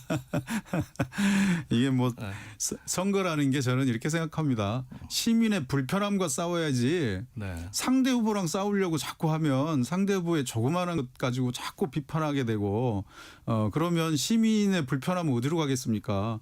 뒤로 상대 후보와의 싸움 뒤로 빠지게 되는데 네. 그렇게 되면 시민들께서 올바른 판단 기준이 안 쓰겠죠. 그래서 저는 시민의 불편함과 싸우는 후보가 되겠습니다. 근데 저쪽에서 계속 그 네거티브 전략으로 나오면은 여기는 뭐 그 반듯하게 나간다고 또 이제 말도 안 되는 네거티브나 뭐 너무 일방적인 거면 좀 설명하고 이렇게 해 나갈 거고요. 시민들이 원하는 시민의 불편한 점을 계속 공약으로 하고 또 주장할 생각입니다. 네. 정부에서는 이제 수도권에 6만 호 이제 공급하겠다고 했잖아요. 이 정책에 대해서는 어떻게 생각하세요? 제가 그 하나하나 지역들을 좀 보면서 했는데 정부로서는 정말 최선을 다하고 강력한 의지를 보여준 안인데요. 각 지역마다는 조금씩 이렇게 의견들이 개진될 수 있을 것 같더라고요. 그런 의견들은 각 지자체가 의견을 수렴해서 정부와 잘 협의해 가면서 좀 풀어야 되지 않을까 이런 생각이 듭니다. 네. 아마 서울 지역 중에서는 그 용산 지역에 정부는 10,000 호를 짓겠다 그랬고 서울시는 6,000호 정도라 그랬었나요? 네, 그렇습니다. 입장차가 있는 것 같은데요. 예. 네. 원래 그거를 정부에서 1만 가구를 목표로 해서 처음에 세웠는데 오세훈 시장이 오시면서 6천 가구로 이제 조정이 됐거든요. 그렇기 때문에 정부는 원래대로 1만 가구를 얘기하는 거고 오세훈 시장은 6천 가구 얘기하다가 최종적으로 8천 가구까지 늘릴 수 있다라고 얘기를 했는데 이거는 이제 중요한 건 건축 설계가 아직 시작도 안 돼 있습니다. 그러니까 몇 세대를 짓느냐는 지금부터 해도 됩니다. 네. 이건 의지의 문제인 건데 이걸 기술적으로 불가능하다 이런 차원이 아니고 아예 설계도 안 돼 있는 건데 그럼 8,000세대를 할 거냐 10,000세대를 할 거냐 이건 설계 과정에서 해 들어가야 되고요. 그러다가 10,000세대까지 하게 되면 용적률도 자연스럽게 조정할 수 있는 그런 복합 용도지구로 할 수 있도록 되어 있거든요. 그러니까 이거를 짜보지도 않고 뭐 벌써부터 닭장 아파트 뭐 이런 얘기하고 그런 건 저는 정말 의심스럽습니다. 이것에 대한 도시계획이라든지 이런 부분에 조금이라도 공부를 했다고 하면 그런 말은 못하는 것 같아요. 근데 또 그쪽 지역 주민들의 걱정도 있는 것 같아요. 뭐 교통 혼잡이라든지 그런 녹지의 면적이 줄어든다는 거에 대해서. 그건 잘못 이해하고 계신데요. 네. 그대로 놓고도 이 용도 지역을 조정해 가지고 해결할 수 있는 겁니다. 그리고 원래 거기는 교통 문제라든 이런 거 집 때문에 생기는 게 아니고 집 수요도 있지만 오피스라는 어마어마한 공간들이 들어오지 않습니까? 국제 업무지구라는. 그렇기 때문에 당연히 교통 문제는 이 설계 건축 과정에서 다 영향 평가 같은 걸 해가지고 해소를 해야 되죠. 네. 오세훈 시장은 이제 이게 공공 확대보다는 좀 민간의 규제를 좀 완화돼야 한다는 입장인 것 같습니다. 여기에 대해서는 어떻게 생각하세요? 공공도 해야 되고 민간 아파트 물론이죠. 해야 됩니다. 같이 해야 되는 건데 그래서 저는 좀 아쉬운 게 이게 서울시가 국토부랑 같이 협의해서 공공 분야에 발표할 때 민간 분야 함께 해가지고 서로 해놔야 이게 정부가 함께 서울시와 정부가 힘을 합쳐서 주택 시장을 안정화하려고 노력하고 있구나 이렇게 비춰질 텐데 자꾸 서울시가 딴 얘기를 하니까 자꾸 시장이 불안하잖아요. 주택 시장이 이걸 야기하면 안 된다. 벌써 오세훈 시장님은 이 잠상대청의 토지 허가제 토어제를 풀었다가 이 집값이 폭등하니까 다시 이게 확대해서 묻고 그래서 엄청난 지금 폐해를 준 사실이 있지 않습니까? 그렇다면 반성하고 이게 정부의 하는 정책들에 대해서 협조하면서 같이 갈 생각을 해서 안정화시켜야 되는데 늘 이렇게 딴 방향을 얘기하시니까 혹시 이게 다른 생각이 있으신 거 아닌지 의심할 수밖에 없는 상황입니다. 다른 생각이라는 거는 뭐 어떤? 주택을 선거에 이용하려고 하는 생각은 아닌지 그렇게들 한간에서 많이 비판하잖아요. 그런 것이 아니라면 정부랑 협조해서 이 주택시장 안정화를 위해서 공동보조를 취해야 된다 이렇게 생각합니다. 그렇다면은 정원호표만의 서울 부동산 대책 뭐 생각하시는 게 있습니까? 이제 기대하셔도 좋을 것 같습니다. 앞으로.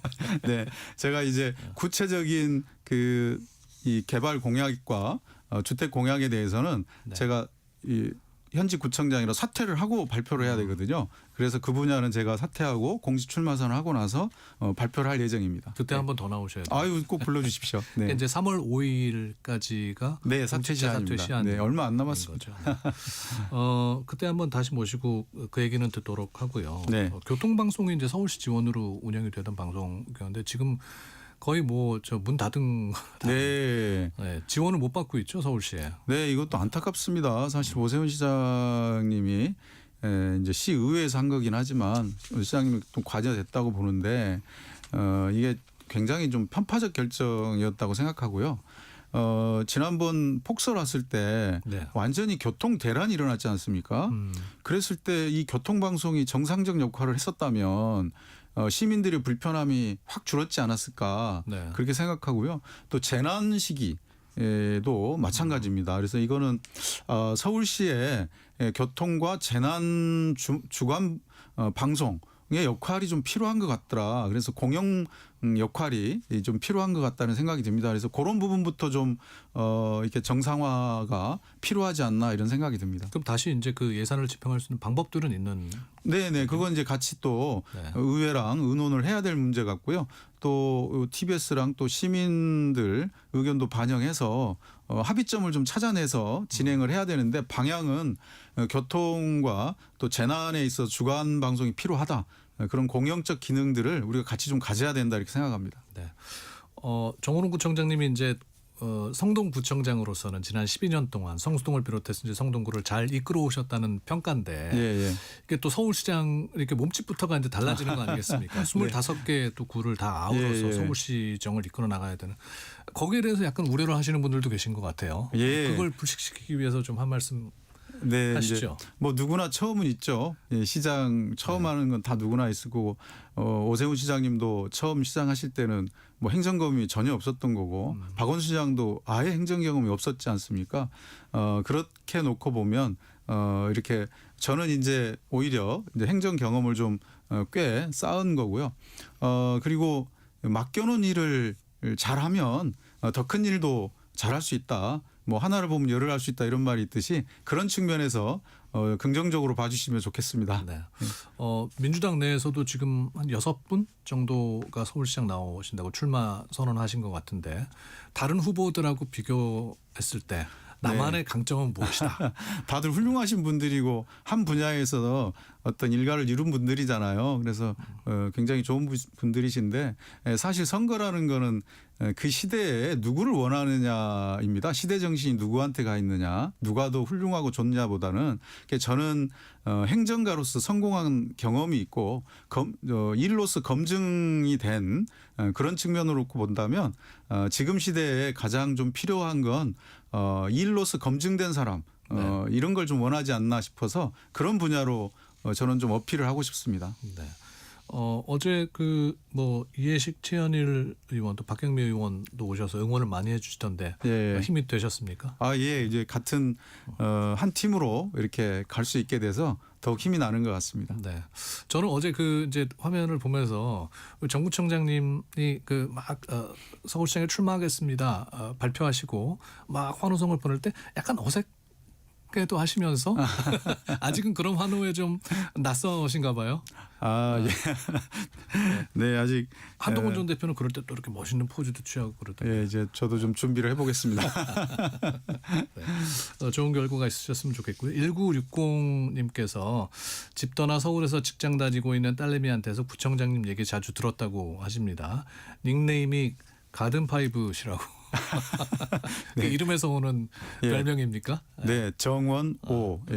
정원. 오. 가든 파이브. 5개의 정원. 가든 파이브로. 가든 파이브는 성동구에 있지 않습니다. 네. 마지막으로 우리 서울 시민들께 하시고 싶은 말씀 있으시면. 네. 이제 곧 설 연휴이고 또 한파가 예전한데요. 건강에 유의하시길 바라고요. 더욱 좋은 모습으로 시민 여러분께 와닿을 정원호가 되도록 노력하겠습니다. 네. 3월 5일 이후에 또 구체적인 그 서울시에 대한 정책이 나오면은 한 번 더 모시고 이야기를 듣도록 하겠습니다. 네, 감사합니다. 네, 오늘 나와주셔서 감사합니다.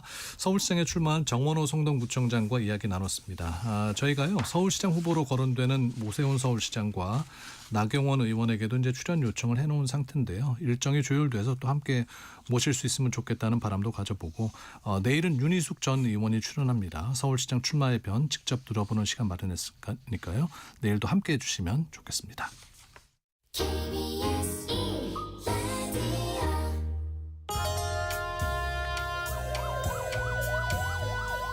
사건 사고의 진실을 추적한다. 우리 동네 수사반장.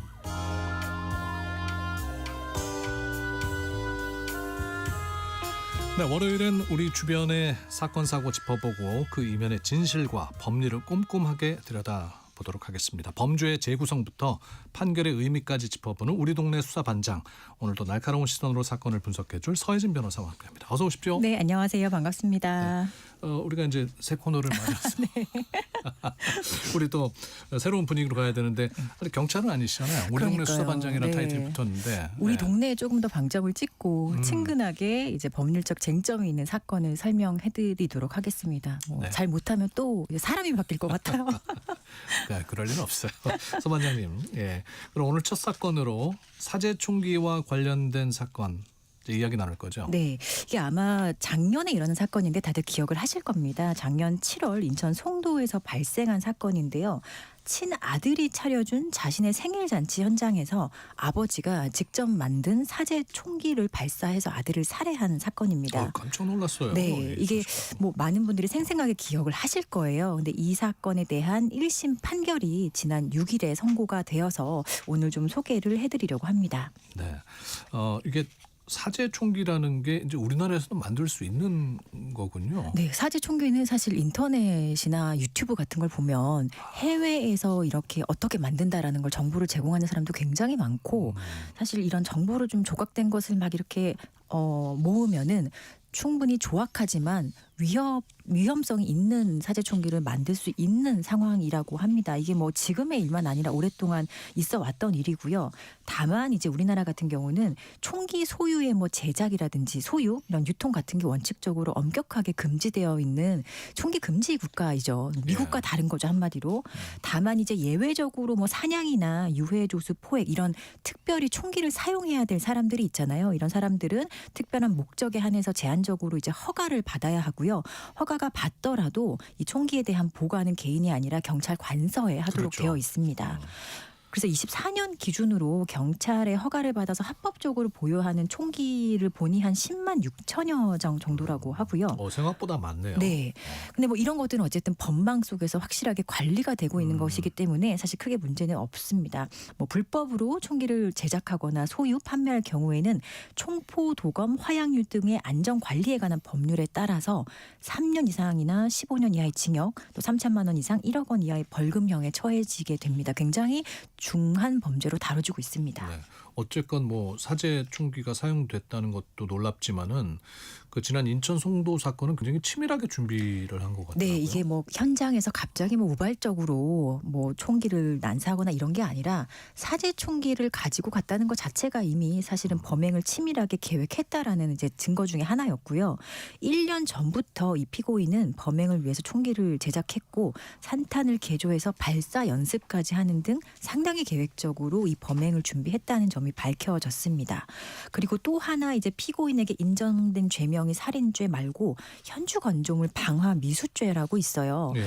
근데 사건 직후에 이제 이 남성이 살고 있는 서울 도봉구 쌍문동 자택에 이제 경찰이 갔더니 현장에는 시너가 담긴 페트병과 세제통에 등 그 인화성 물질 15개가 이제 발견이 됐다고 합니다. 그리고 불을 지를 생각이었어요. 근데 자동 점화 장치가 있었던 겁니다. 자기가 직접 불을 지르지 않고 더 무섭네. 예, 이 범행 이후에 다음 날 자동으로 이 자동 점화 장치가 아이고야. 작동하도록 설정이 되어 있었던 거예요. 다행히 이제 경찰이 이걸 발견해서 모두 제거를 해서 상황은 실제로 점화되지는 않았었는데요. 만약 실제로 이 피고인의 계획대로 점화 장치도 예정대로 작동이 되었다면 사실은 뭐 살인 사건 외에 더 큰 위험이나 재난이 발생할 수도 있었던 더 큰 사건이 되었을 수도 있을 가능성이 충분히 있었습니다. 이 방화 미수 혐의 관련해서도 이 재판부에서 판단을 했었는데요. 피고인은 이제 피해자를 살해한 뒤에 자신이 살고 있는 그 쌍문동 자택으로 돌아갈 의사가 전혀 없었다고 해요.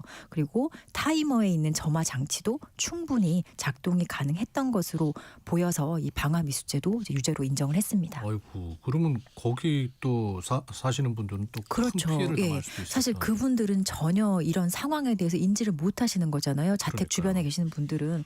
그래서 이런 것들도 사실은 이제 경찰이 만약에 발견하지 않았다면 전혀 뭐 관련성이라든지 위험성을 예측하기 어려운 사건으로 번질 수 있었던 거죠. 근데 그날이 그 본인의 생일 파티 자리 아니었습니까? 맞습니다. 네. 예.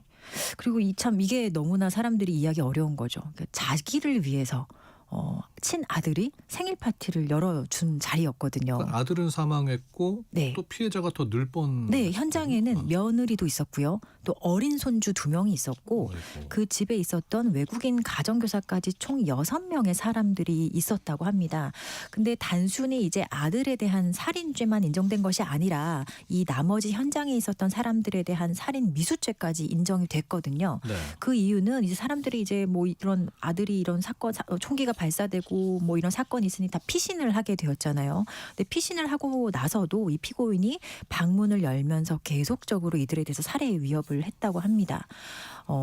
사실 이런 상황 속에서 이 사제 총기를 치밀하게 처음부터 준비한 것은 물론이고 자신의 이제 생일 파티에 모인 이제 모든 사람들을 대상으로 살인을 계획한 것이라고 보여졌습니다.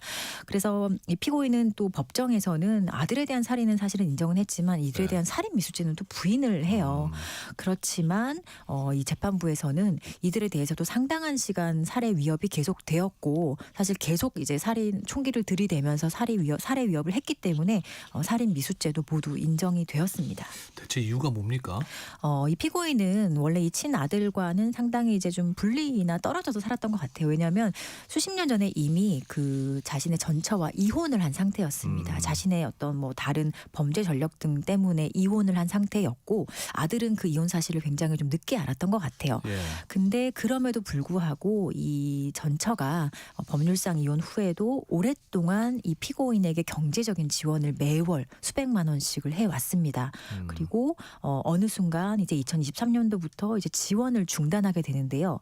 그때부터 피고인은 이 전처와 이 친아들이 자신을 속이고 따돌린다라는 망상에 빠지게 됩니다. 그래서 지난 2024년부터 아들을 살해해야겠다라는 그런 계획을 가지고 모든 문제의 원인을 자기가 아니라 뭐 전처나 아들에게 돌리고 일종의 이제 복수를 계획한 셈입니다. 이게 결정적인 동기였어요. 이 사건에 대한 판결이 나왔죠. 네, 나왔습니다. 일단 검찰은요 작년 12월에 사형을 구형을 했습니다. 아들을 살해한 뒤에도 다른 가족과 지인도 살해하려 했고 죄질이 매우 불량하고 범죄가 중대하다라는 이유로 사형을 구형했는데요. 지난 2월 오늘 6일 선고된 1심 판결에서는요. 피고인에게 무기징역이 선고됐습니다. 그리고 20년간 위치 추적 전자장치 부착도 명령되었습니다. 앞서 말씀드렸던 바와 같이 단순 아들에 대한 살인죄뿐만 아니라 현장에 있었던 사람들에 대한 살인 미수죄 그리고 사제총기 사용과 관련된 총포류 안전관리 관련 위반도 모두 유죄로 판단되었고요. 방화 미수죄도 유죄로 판단되었습니다. 그러니까 이게 심각함이 받아들여져서 이런 선고가 내려진 거겠죠. 네, 지금은 뭐 많이 아시다시피 검찰이 사형을 구형해도 실질적으로 우리나라가 사형 집행을 하고 있지 않기 때문에 보통은 이런 방식으로 사형을 구형해도 무기징역을 많이 선고를 하는데요. 재판부는 그 양형의 이유를 이렇게 밝혔습니다.